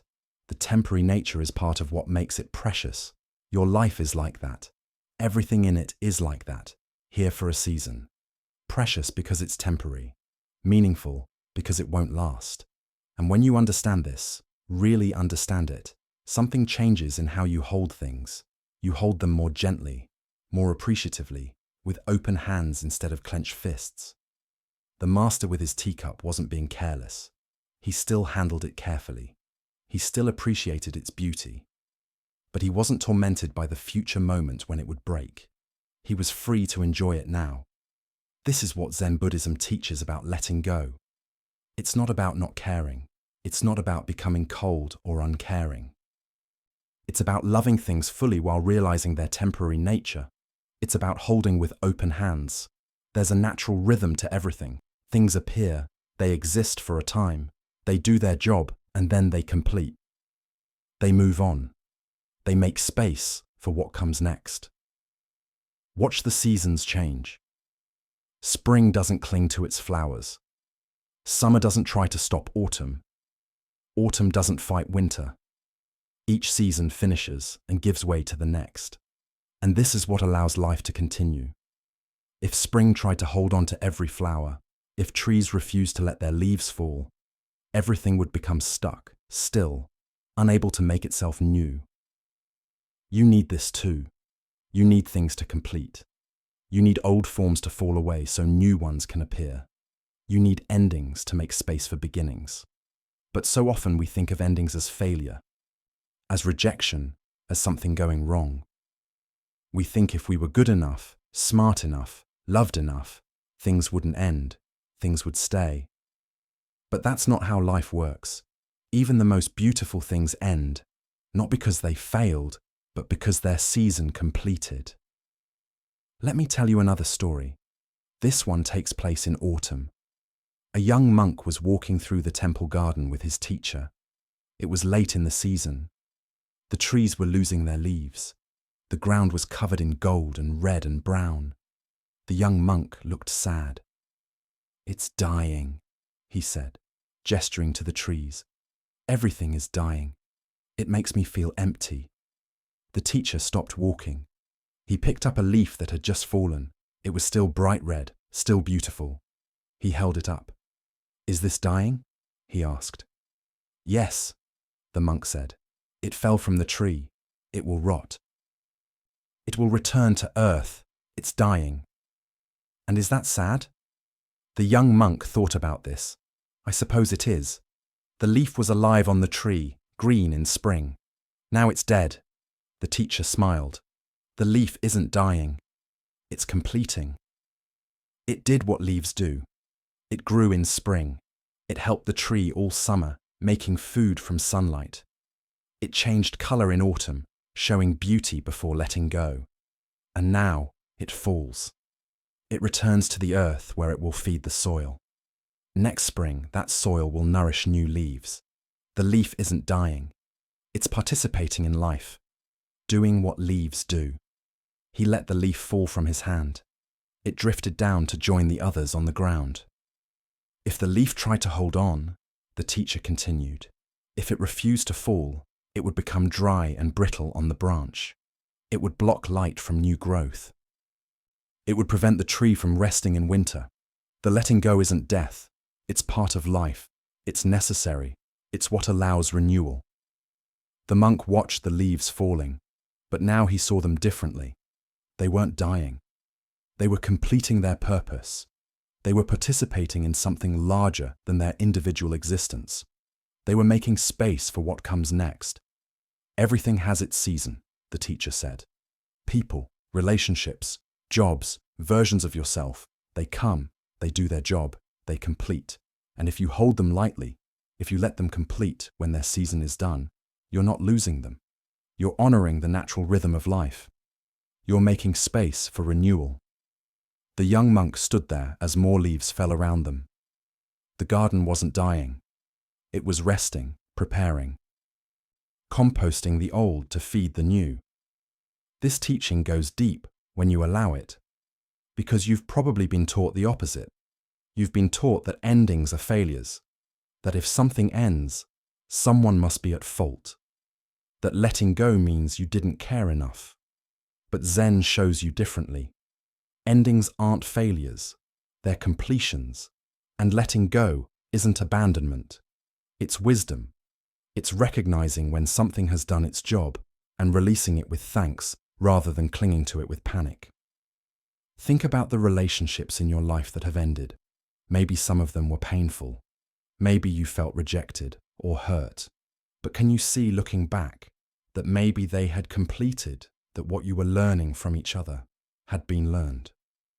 That holding on longer would have created more suffering, not less. This doesn't mean the relationship didn't matter. It means it mattered for its season. And when that season ended, holding on became painful for both of you.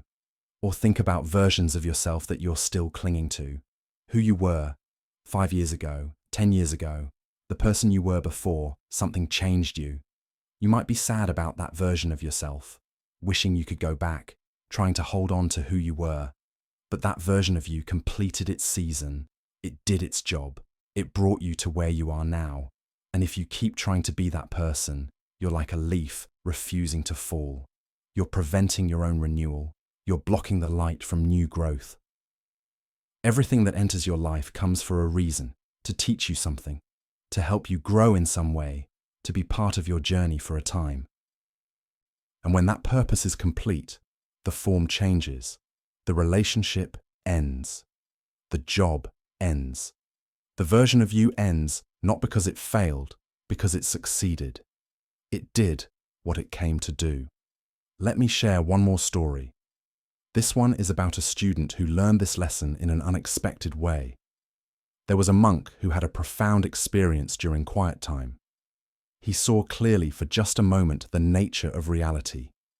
Everything fell into place. He felt complete peace, complete understanding. It was the most important moment of his life. Afterward, he was very happy. He had done it. He had achieved what he'd been seeking. He had reached enlightenment. He went to his master, bowing low. "Master," he said, "I've had a breakthrough. I understand now. I felt it completely. I want to stay in that state forever." The master looked at him with kind eyes. "And where is that state now?" The student paused. "It's gone, but I experienced it. I know I can get back to it. I just need to recreate the conditions. I'll spend more time in quiet. I'll try harder. I'll get back to that place." The master picked up a cup of water. He held it up. "If I pour this water into your cupped hands," he said, "can you hold it for a moment?" The student said, "Yes." "And if you try to hold it tighter to keep it from escaping, what happens?" The student understood. "It leaks out faster. Your enlightenment experience," the master said gently, "is like water. It came. You received it. It was real. But now it's gone. And if you spend your life trying to recreate it, trying to hold on to it, trying to get back to it, you'll miss what's here now. You'll miss the lesson of this moment because you're grasping at the teaching of that moment." "But it was so clear," the student said, "so peaceful. I want that clarity, that peace." "The clarity came," the master said, "because in that moment, you let go of wanting anything. You were simply present. But now you're grasping again. You're clinging to the memory of letting go. And clinging to anything, even to a moment of freedom, creates suffering." The master set down the cup. The experience served its purpose. It showed you what's possible. It opened something in you. But now it's complete. Let it go. Don't try to hold water in your fist. Receive each moment freshly. Let each experience arise, serve its purpose, and pass. This is the practice. Not holding on to amazing experiences, but being fully present with whatever is here now. The student sat with this teaching. He'd been so focused on getting back to that one perfect moment that he'd been miserable every moment since. Comparing everything to it, finding everything lacking, creating suffering by trying to hold on to something that was meant to pass. He realized he needed to let go even of his enlightenment, even of that perfect moment. It had done its job. It had shown him something real. But now it was complete. And holding on to it was preventing him from being present with what was actually here. This is one of the most subtle teachings in Zen Buddhism. Even the good things need to be released. Even the beautiful moments. Even the experiences of clarity and peace. Because trying to hold on to them turns them into suffering. Everything is meant to flow through you. Experiences come, they're real, they matter, they teach you something, and then they go. And if you let them go, if you don't try to freeze them in place or recreate them endlessly, you remain open to what comes next. The teacup will break. The leaves will fall. The moment of clarity will pass. Your body will age. Your circumstances will change. Everything you love will eventually transform into something else. This is impermanence. This is an anicca truth that sets you free when you stop fighting it. And here's what's beautiful. When you understand impermanence deeply, you don't love things less. You love them more because you know they won't always be here. You know this moment is unique. You know each thing is precious exactly because it's temporary. The master doesn't love his teacup less because he knows it will break. He loves it more. He appreciates it more fully. Each use is important because he knows there will be a last time. You can live this way too. Each conversation with someone you love is precious when you remember they won't always be here. Each moment in this body is remarkable when you remember this body is changing. Each day is significant when you remember your days are numbered. Impermanence doesn't make life smaller. It makes it stronger. It wakes you up. It makes you present. It helps you notice what's here instead of taking it for granted.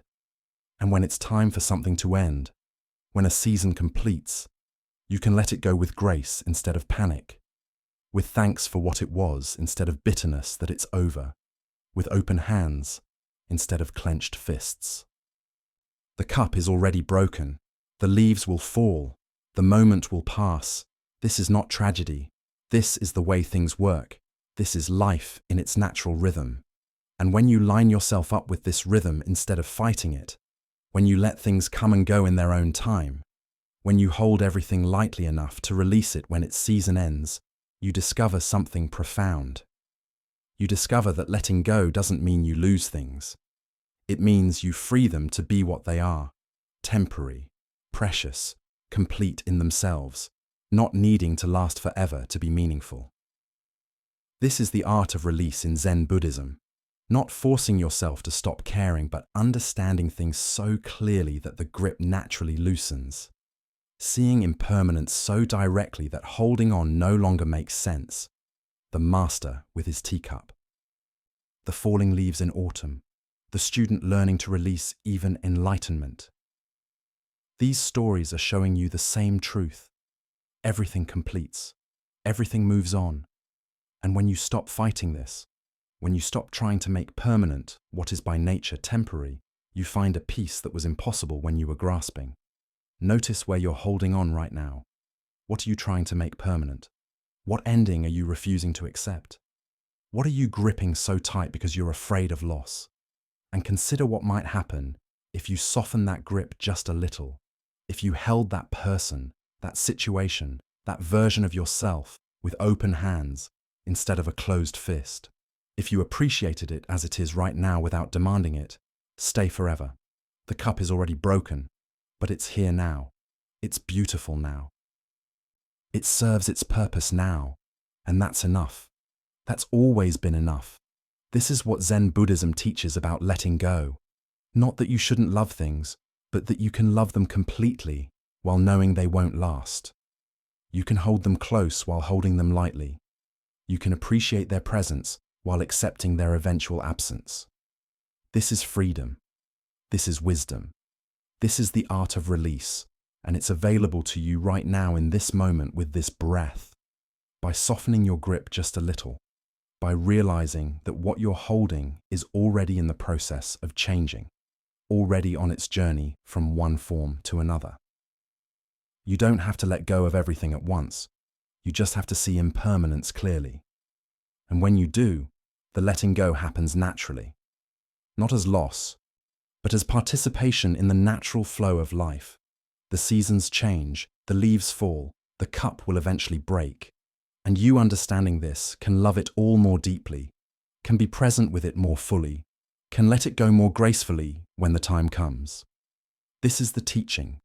This is the practice. This is the way. There's a deep simplicity in open hands. They can receive, they can give, they can hold something gently for a time, and then release it without struggle. Closed fists, on the other hand, can only grip.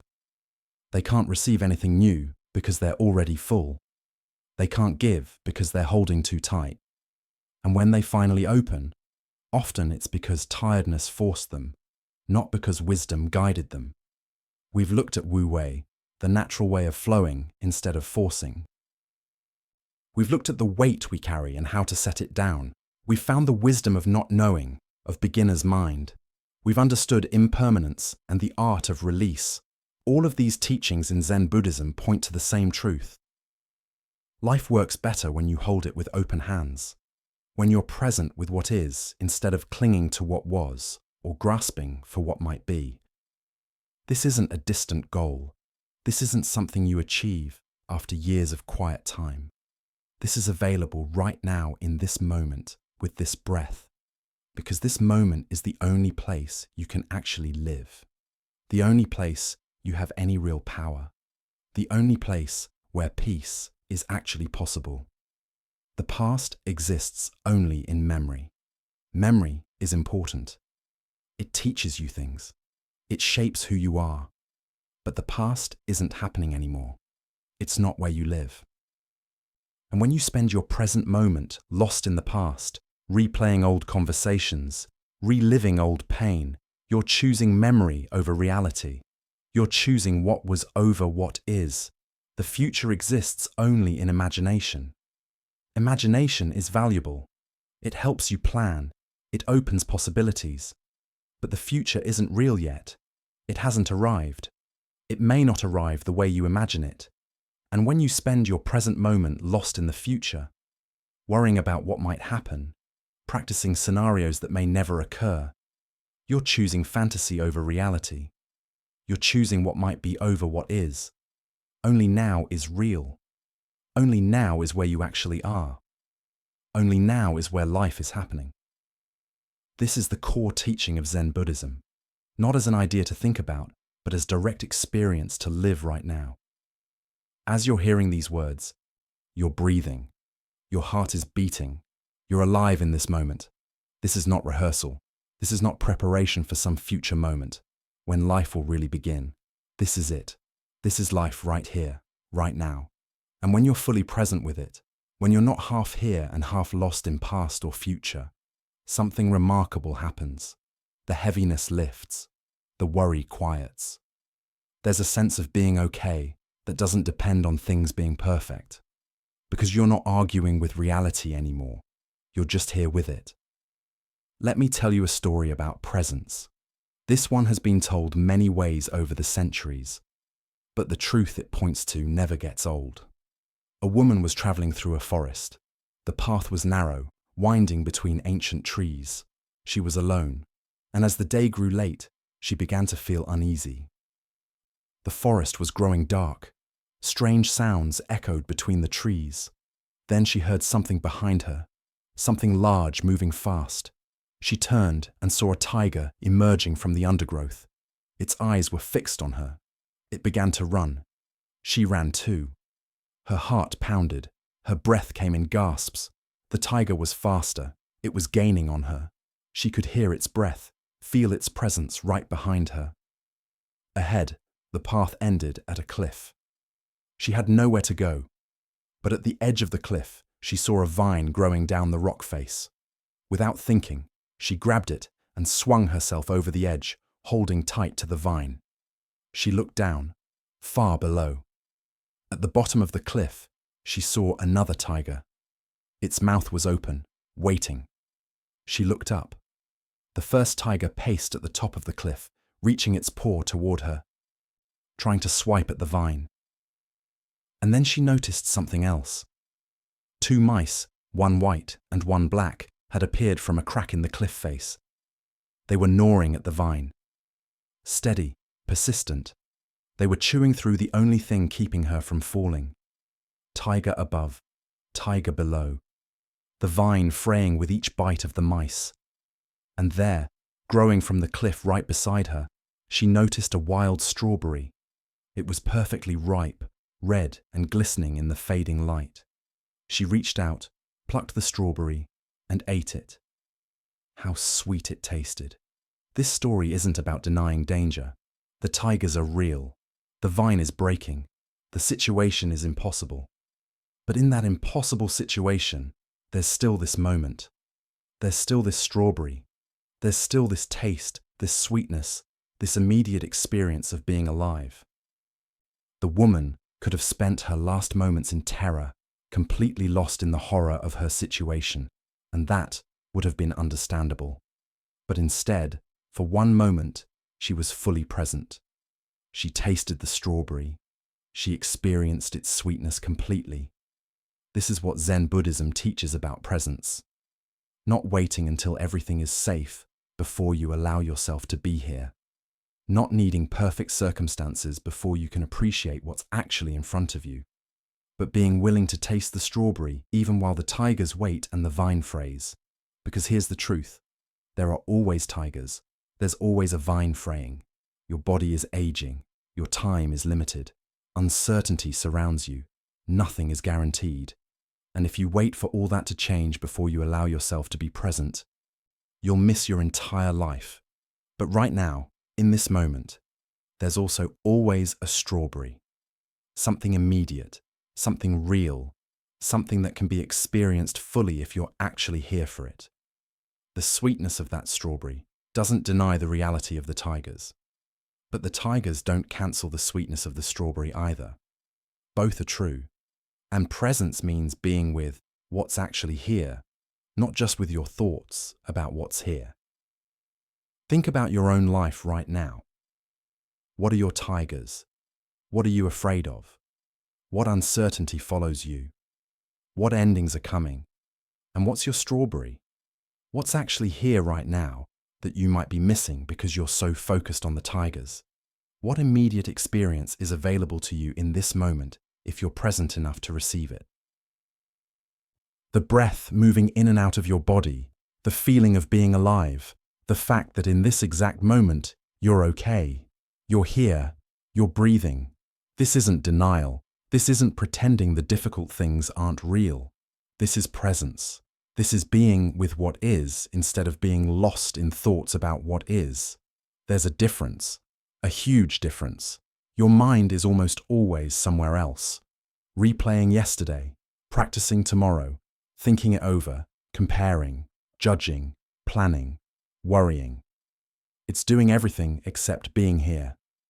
And this isn't wrong. The mind is doing what minds do, but you don't have to believe every thought.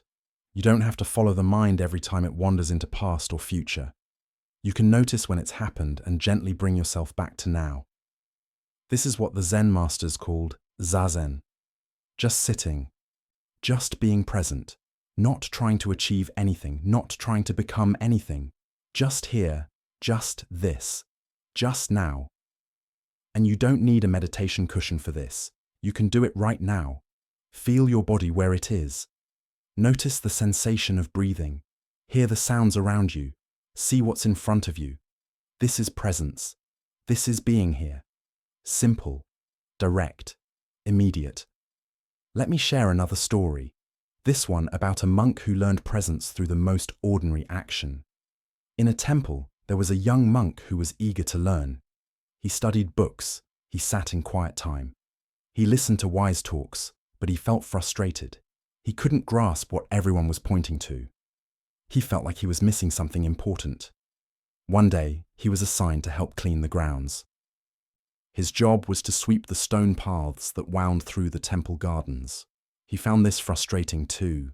He wanted to be meditating, studying, doing something spiritual. Sweeping felt like a waste of time. An old monk worked alongside him, also sweeping.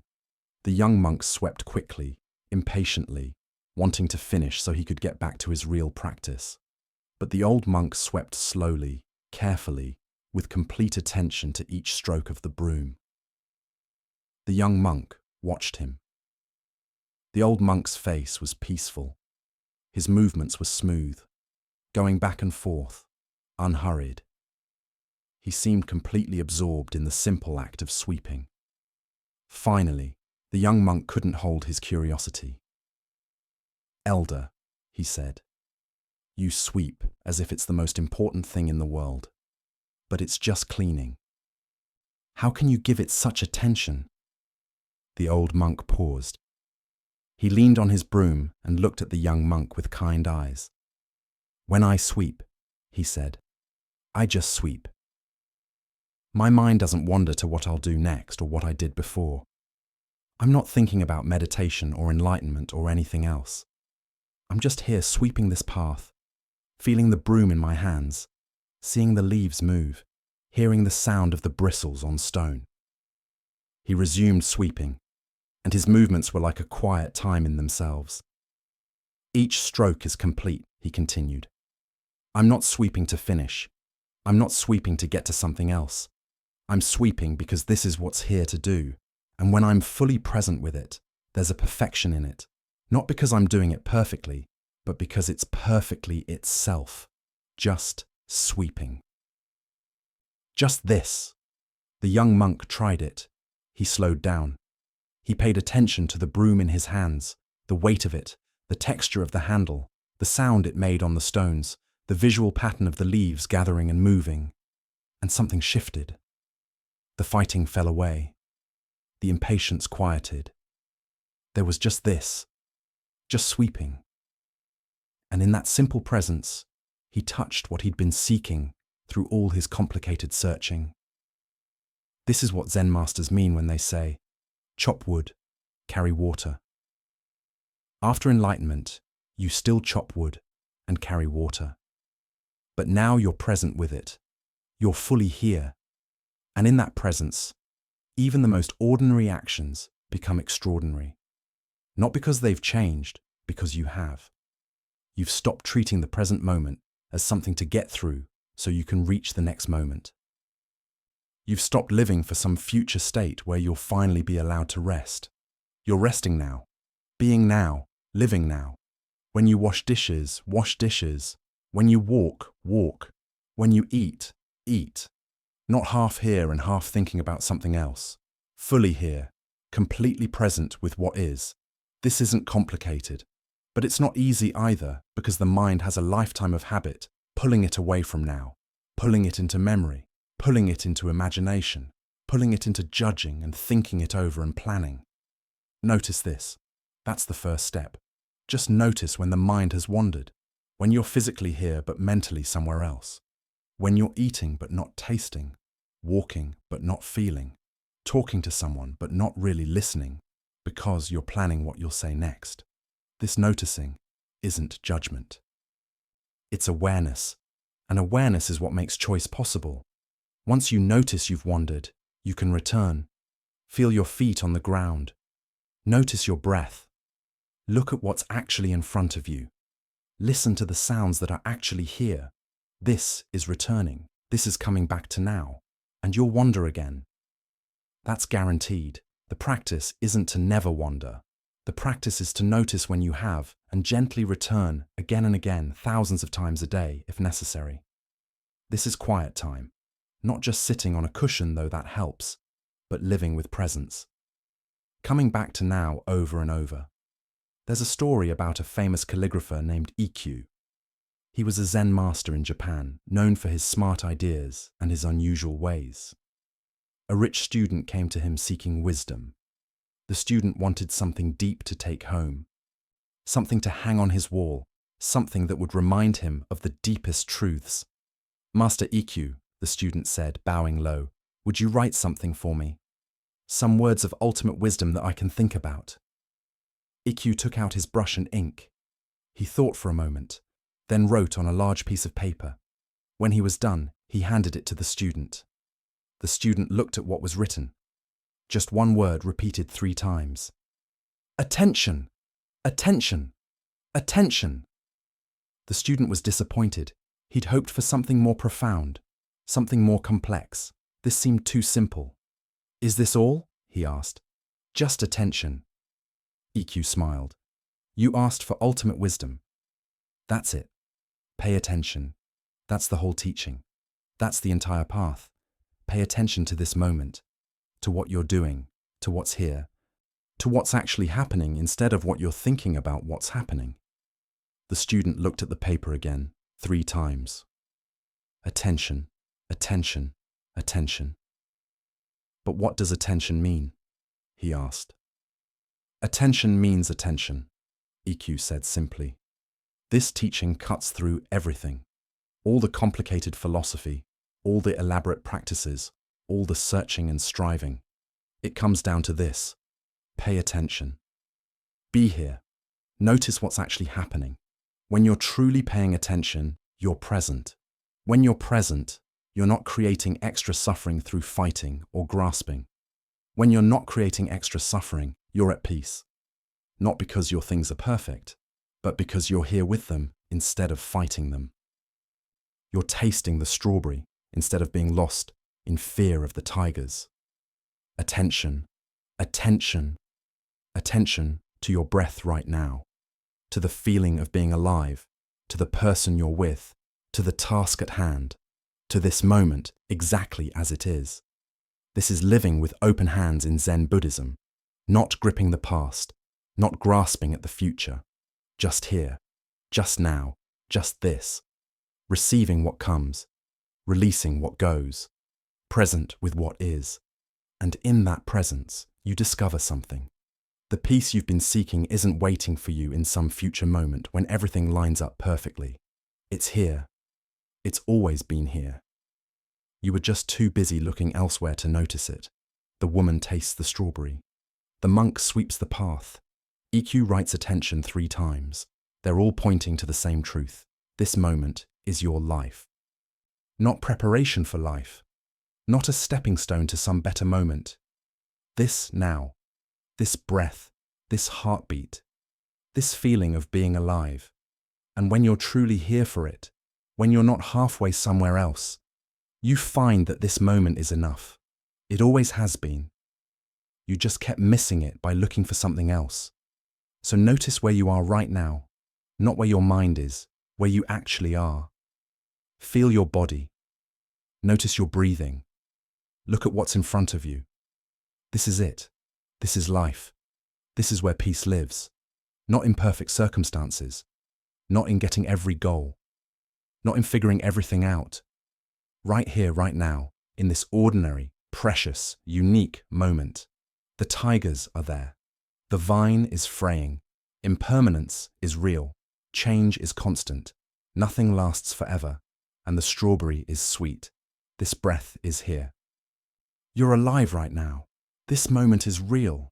Both are true. And presence means being with what's actually here, not lost in thoughts about it. This is the teaching. This is the practice. This is the way of Zen Buddhism. Open hands, open heart, open to this moment, exactly as it is. Not waiting for permission, not waiting for perfect conditions, not waiting for some future moment when you'll finally be ready. Just here, just now, just this. Attention, attention, attention. The strawberry is in front of you. Will you taste it? Will you be here for it? Or will you miss it? Lost in thoughts about the tigers. This is your choice, moment by moment, breath by breath. The teachings we've looked at all lead here, to this moment, to this presence, to this willingness to be with what is, instead of fighting for what should be. Wu Wei. The natural way flows through presence. You can't force the present moment. You can only be with it. The weight you carry falls away when you're truly here. Because that weight exists in time, in memory, in imagination, but not in now. The wisdom of not knowing rests here in this moment. You don't need to know everything. You just need to be present with what is. The art of release happens here. You can only let go in this moment, not yesterday, not tomorrow, now.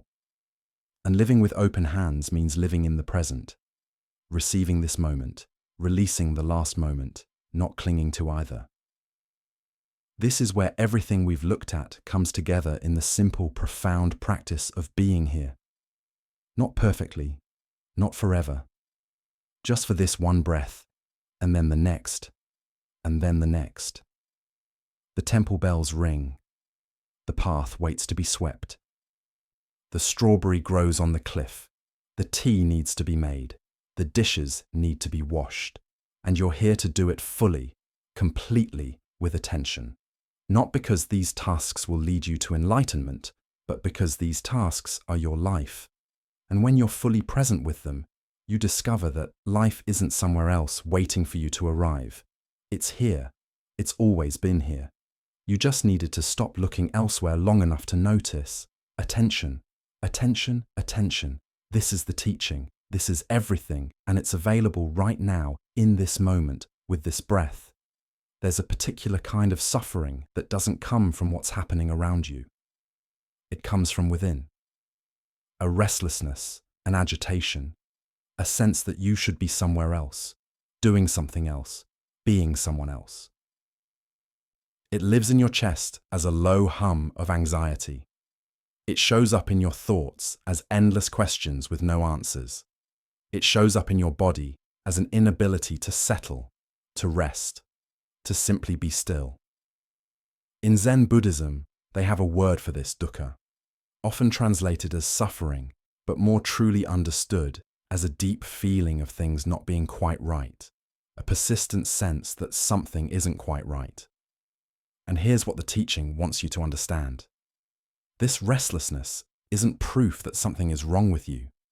It's not a personal failing. It's the mind doing what unobserved minds do, creating urgency where none exists, spinning stories about danger that isn't present, treating the natural unfolding of life as if it were a threat. Your mind is ancient. It evolved to keep you safe by constantly scanning for danger.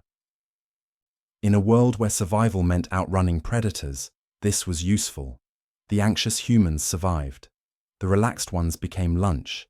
But now that same mechanism takes the peaceful moments of your life and fills them with alarm. It takes natural pauses and labels them as wrong. It takes stillness and interprets it as danger.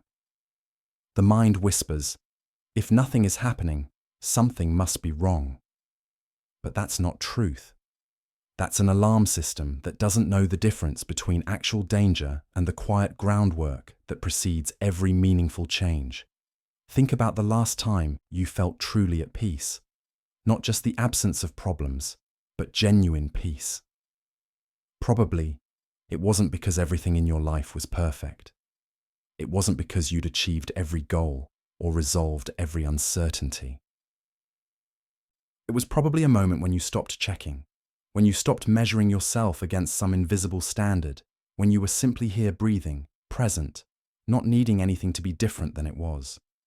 That peace is always available, but the restless mind keeps you from it. It keeps you spinning, planning, worrying, comparing, always somewhere else, never here. Let me tell you a story about a monk who struggled with this. There was a young monk who came to a temple seeking peace. He'd heard that quiet time could quiet the mind, that enlightenment could end suffering. He was eager to begin, but when he sat to do quiet time, his mind was chaos. Thoughts raced, his body fidgeted. He couldn't sit still for even a few minutes without feeling like he needed to be doing something else. Anything else. He went to his teacher, frustrated.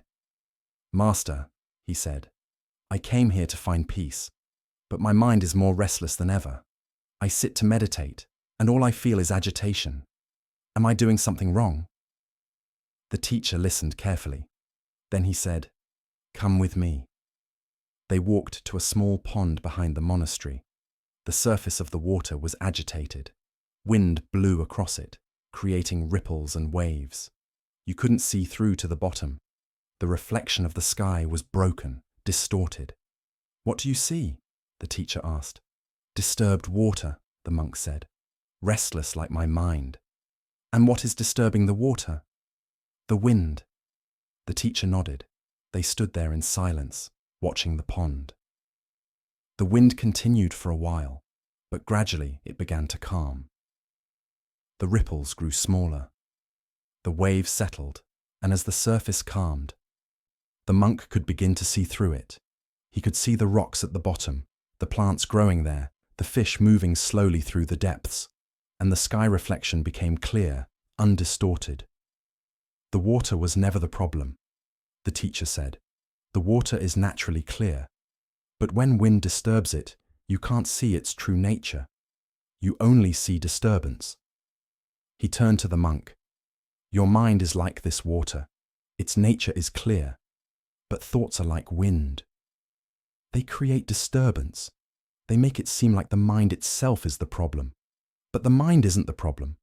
The disturbance is temporary, and like the wind, it will pass if you don't keep creating more. How do I stop creating more? The monk asked. You don't fight the wind, the teacher said. You don't try to force the water to be still. You just stop adding to the disturbance. You sit. You notice the thoughts are there, but you don't follow everyone. You don't believe every story. You just watch the wind blow across the surface and trust that it will settle. The monk sat with this teaching. He returned to quiet time, but with different understanding. His thoughts still came. The restlessness still arose, but he stopped treating it as a sign of failure. He stopped fighting it. He just watched it like watching wind on water and allowed it to settle in its own time. This is one of the most freeing teachings in Zen Buddhism. The restlessness isn't the problem. Your relationship to the restlessness is the problem. When restlessness arises and you think, this shouldn't be happening. I should be calm by now. Everyone else can meditate. Why can't I? You're adding wind to the water. You're creating more disturbance on top of the existing disturbance. But when restlessness arises and you simply notice, restlessness is here, without judging it, without making it mean something about you. It's just weather. It's just wind. And wind passes. The nature of mind is clear like water, but thoughts and emotions move through it constantly. That's normal. That's not a problem to solve. That's just how minds work. The practice isn't to stop thoughts. The practice is to stop believing you need to stop thoughts, to stop treating the mind's natural movement as proof that something is wrong. Think about the sky. Clouds pass through constantly, sometimes thick, dark clouds, sometimes light, wispy ones. But the sky doesn't identify with the clouds. It doesn't say, I am cloudy, and panic about it. Clouds come, clouds go. The sky remains spacious and open, allowing it all. You are like the sky. Your thoughts and emotions are like clouds. They pass through. They're real while they're there, but they're not you, and they don't stay unless you hold them in place. When restlessness arises, notice it. Here's restlessness. That's all. You don't need to figure out why. You don't need to make it go away. You don't need to judge yourself for feeling it. Just notice it's there, like noticing a cloud passing through the sky. And here's what's remarkable. When you stop fighting restlessness, when you stop treating it as the enemy, it often settles on its own. Not because you forced it to, but because you stopped feeding it with resistance. Let me share another story. This one about a teacher and a question that changed everything. A student came to her teacher with a familiar complaint. Master, she said, my mind never stops. Even when I try to meditate, thoughts come one after another. Plans, worries, memories, fantasies, it never ends. How can I make it stop?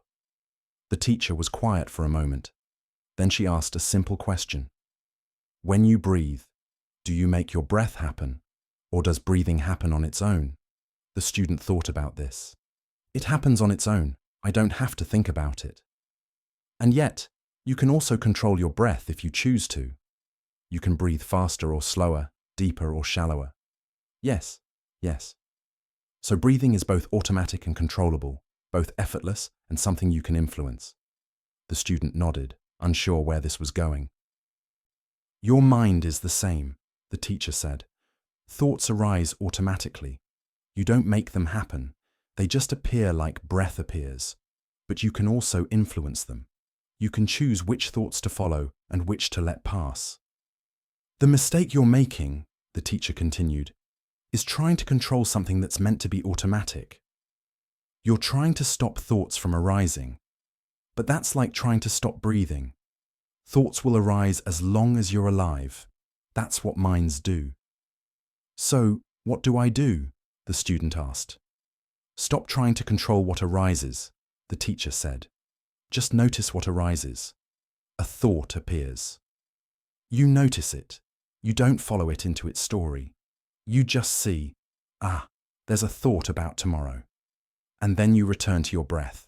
Another thought appears. There's a memory. And you return to your breath.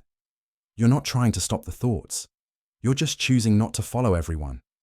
Like standing by a river watching leaves float by. You don't have to grab every leaf. You just watch them pass. The student tried this. Thoughts still came, but she stopped treating their arrival as failure. She stopped believing she needed to grab each one. She just watched them float by. And gradually, space opened up between thoughts. Moments of quiet, moments of rest. Not because she'd mastered her mind, but because she'd stopped fighting it. This teaching changes everything when you really understand it. The goal isn't to have no thoughts. The goal isn't to achieve some permanent state of calm where nothing disturbs you. That's not possible. That's not even a good idea. The goal is to have a different relationship with your thoughts and emotions, to stop identifying with every passing cloud, to recognize that you are the sky, spacious and vast, and all this weather moves through you without defining you. When anxiety arises, you don't have to become an anxious person. It's just anxiety passing through. When restlessness arises, you don't have to let it drive your actions. It's just restlessness passing through. When thoughts race, you don't have to race with them. They're just thoughts doing what thoughts do. This is the freedom Zen Buddhism offers. Not freedom from thoughts and emotions. Freedom from being controlled by them. Freedom to notice them without being controlled by them. But there's something else happening with restlessness. Something deeper than just the mind's natural movement. Often restlessness is covering something else. Something you don't want to feel, something you're trying to outrun. Stillness can be uncomfortable because in stillness, what you've been avoiding catches up with you. The grief you haven't processed, the fear you haven't acknowledged, the pain you've been too busy to feel. So the mind creates restlessness. It keeps you moving, planning, doing, thinking, anything to avoid stopping, anything to avoid the stillness where uncomfortable things might surface. The sky is never disturbed by clouds. The water's nature is always clear, even when wind creates ripples. And your true nature is always at peace, even when thoughts and emotions move through. This is what Zen Buddhism invites you to discover, not by achieving some special state, but by seeing clearly what's already true. You are not the restlessness. You are the space in which restlessness appears. And when you rest in that understanding, the restlessness may still come and go, but it no longer defines you. It no longer controls you. It's just weather passing through while you remain like the sky, spacious and still and free. There's a kind of pain that every human being will experience. The pain of loss, of saying goodbye to someone or something you love, of watching what matters slip away despite everything you do to hold on. This pain is universal. It crosses all boundaries. It doesn't care about your wisdom or your preparation. It arrives when it arrives, and it changes you. In Zen Buddhism, there's a recognition that loss is not optional. If you love, you will lose. If you attach yourself to anything in this temporary world, you will eventually have to let it go. This isn't being negative. This is just seeing clearly how things work. But here's what makes Zen different from despair. The teaching doesn't ask you to stop loving to avoid loss.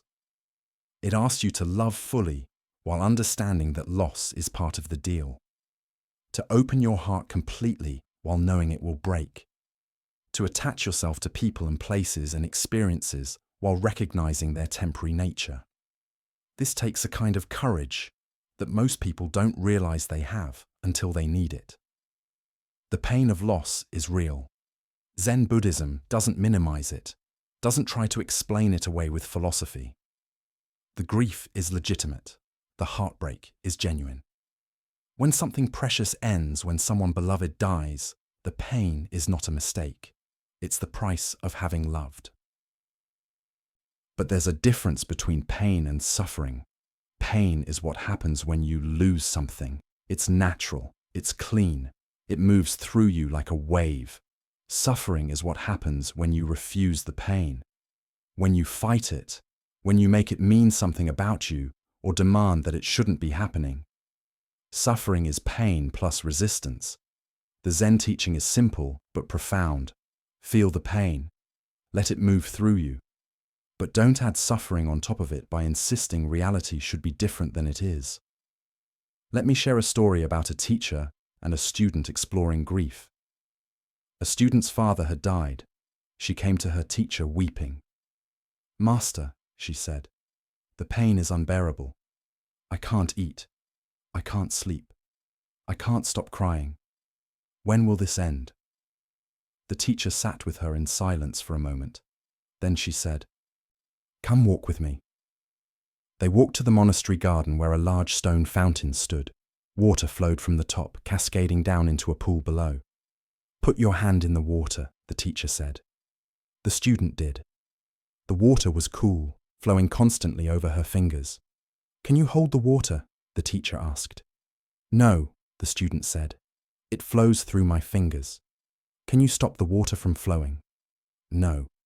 "This is grief," the teacher said gently. "It's like water. It flows. You cannot hold it in place. You cannot stop it from moving. If you try to block it up to hold it back, it becomes stagnant. It becomes toxic. But if you let it flow through you, if you let it move, it will eventually find its own course." "But it hurts," the student said, tears streaming down her face. "Yes," the teacher said. "Of course it hurts. You loved deeply. Grief is the price of that love. And it's a price worth paying because the alternative is to never love.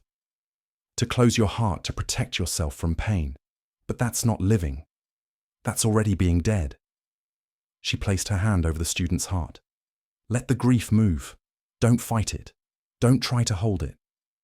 Don't make it wrong. Just let it flow through you like water through your fingers. It will change. It won't stay this sharp forever, but it needs to move. And the only way to let it move is to feel it." The student stood there, her hand in the flowing water, understanding something she hadn't before. She didn't need to fix the grief. She didn't need to make it go away.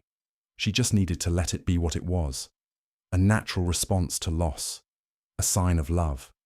This teaching is profound in its simplicity. Grief is not a problem to solve. It's an experience to move through, and the only way through is to stop fighting it. When you lose someone, there's often pressure to move on, to get over it, to return to normal. But grief doesn't work that way. You don't get over it. You integrate it. It becomes part of who you are. The person you were before the loss no longer exists. Loss changes you, and trying to return to who you were before is like trying to put water back in the fountain after it's flowed away. It can't be done. Instead, you become someone new, someone who has known this loss, someone who carries this grief. And that's not wrong. That's transformation. Painful transformation, but transformation nonetheless. In Zen Buddhism, they speak of karuna, compassion, not just for others, but for yourself, for the pain you're in, for the grief you're carrying, for the human experience of loss that you cannot avoid if you dare to love. Compassion means being with your pain without judging it, without thinking you should be stronger or more healed by now, without comparing your grief to anyone else's, just acknowledging this is what I'm feeling. This is what it means to be human and to lose. There's a practice in Zen called metta, loving kindness. It's often directed toward others, but it begins with yourself, especially when you're in pain. May I be at peace. May I be free from suffering. May I hold this grief with gentleness. Not as a prayer to make the grief disappear, but as a way of being kind to yourself while the grief moves through you. A way of not adding judgment and resistance on top of the pain that's already there. When you're grieving, you might notice a tendency to push the pain away, to distract yourself, to stay busy, to numb it with anything available. And sometimes that's necessary. Sometimes you need breaks from the intensity, but eventually the grief needs to be felt. And when you allow it, when you create space for it, something remarkable happens. The grief doesn't destroy you, it moves through you. And in moving through, it transforms from acute agony into something more like a tender ache, a scar that remains but doesn't bleed anymore. Let me tell you one final story. This one about what remains after loss. A monk lost his dearest friend. They had practiced together for years, studied together, sat in quiet time side by side, and then his friend died suddenly. The monk was devastated. He couldn't understand why the grief was so intense. He'd studied impermanence. He knew in his head that everyone dies, but knowing it and living it were entirely different. He went to his teacher. "I feel broken," he said. "I thought understanding impermanence would protect me from this pain, but it doesn't.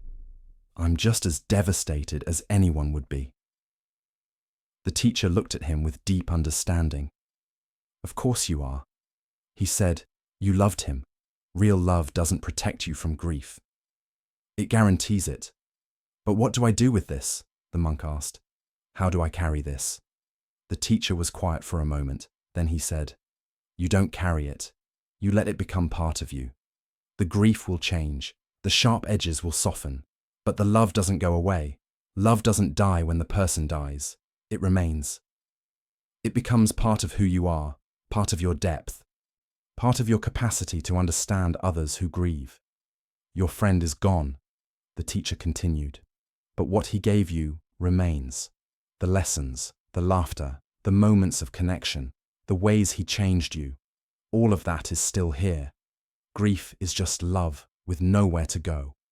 So let it go inward. Let it deepen you. Let it open your heart even more, not close it." The monk sat with this teaching. Over time, he found it to be true. The grief didn't disappear, but it changed form. It became tenderness. It became depth. It became a capacity to sit with others in their pain, without needing to fix it, because he knew that some pain can't be fixed. It can only be felt and integrated. His friend's death had taken something from him, but it had also given something. A deeper understanding of love and loss. A greater compassion for the human experience. A willingness to remain open-hearted, even knowing that opening your heart means it will eventually break. This is what Zen Buddhism teaches about loss. It's not optional. It's not punishment. It's not evidence of failure. It's the natural result of loving in an impermanent world. And the wisdom isn't in avoiding loss. It's in how you hold the loss when it comes. Do you let it break you open or make you closed? Do you let it deepen you or embitter you? Do you let the grief move through you, or do you build walls to keep it in? The choice isn't whether to feel pain. Pain is inevitable. The choice is whether to add suffering on top of the pain by resisting it, judging it, or insisting it shouldn't be happening. The student with her hand in the water learned this. Grief flows. You can't hold it. You can't stop it. You can only let it move through you. The monk who lost his friend learned this. Love doesn't die. It just changes form. And grief is love's way of honoring what was lost. You'll face loss in your life. You already have. You'll face more. This isn't meant to frighten you.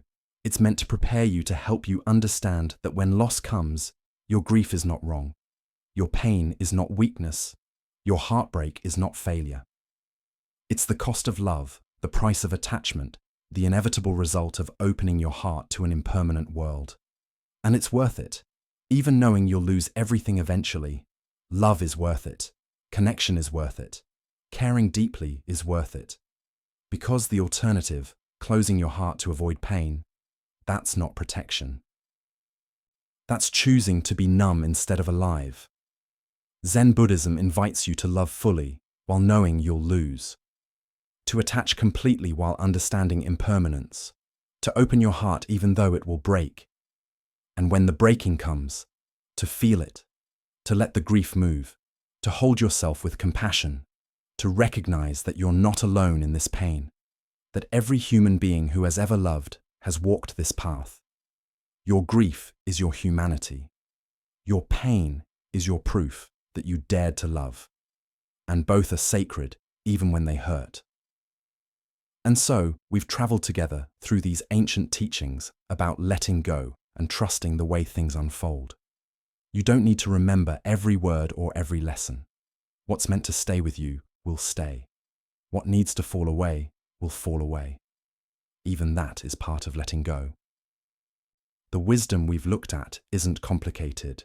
Life becomes lighter when we stop gripping so tightly. Peace comes when we allow things to be as they are. Uncertainty isn't something to fight, it's something to make friends with. These truths are simple, but they change everything when we really see them. Perhaps you're beginning to notice where you've been holding on too hard. Perhaps you're starting to see that control was never really possible anyway. Perhaps you're feeling what it might be like to trust the unfolding, to let the river carry you instead of swimming against the current. These small shifts in understanding are everything. You don't have to force anything. You don't have to become someone new. The wisdom is already there like water finding its way downhill. When you stop pushing, when you stop demanding certainty, when you release your grip just a little, life has room to flow. Whatever brought you here tonight, whatever weight you've been carrying, know that it's okay to set it down. Not because you failed, but because you understand now. Holding on creates suffering. Letting go creates space. Trust replaces fear with something softer, something truer. Take one more breath with me, in and out. Feel how simple it is to just be here in this moment, open and soft. May you rest in the gentle wisdom of release. May you trust the way things unfold. May you know the peace that comes from open hands. Sleep well, and thank you for joining us here.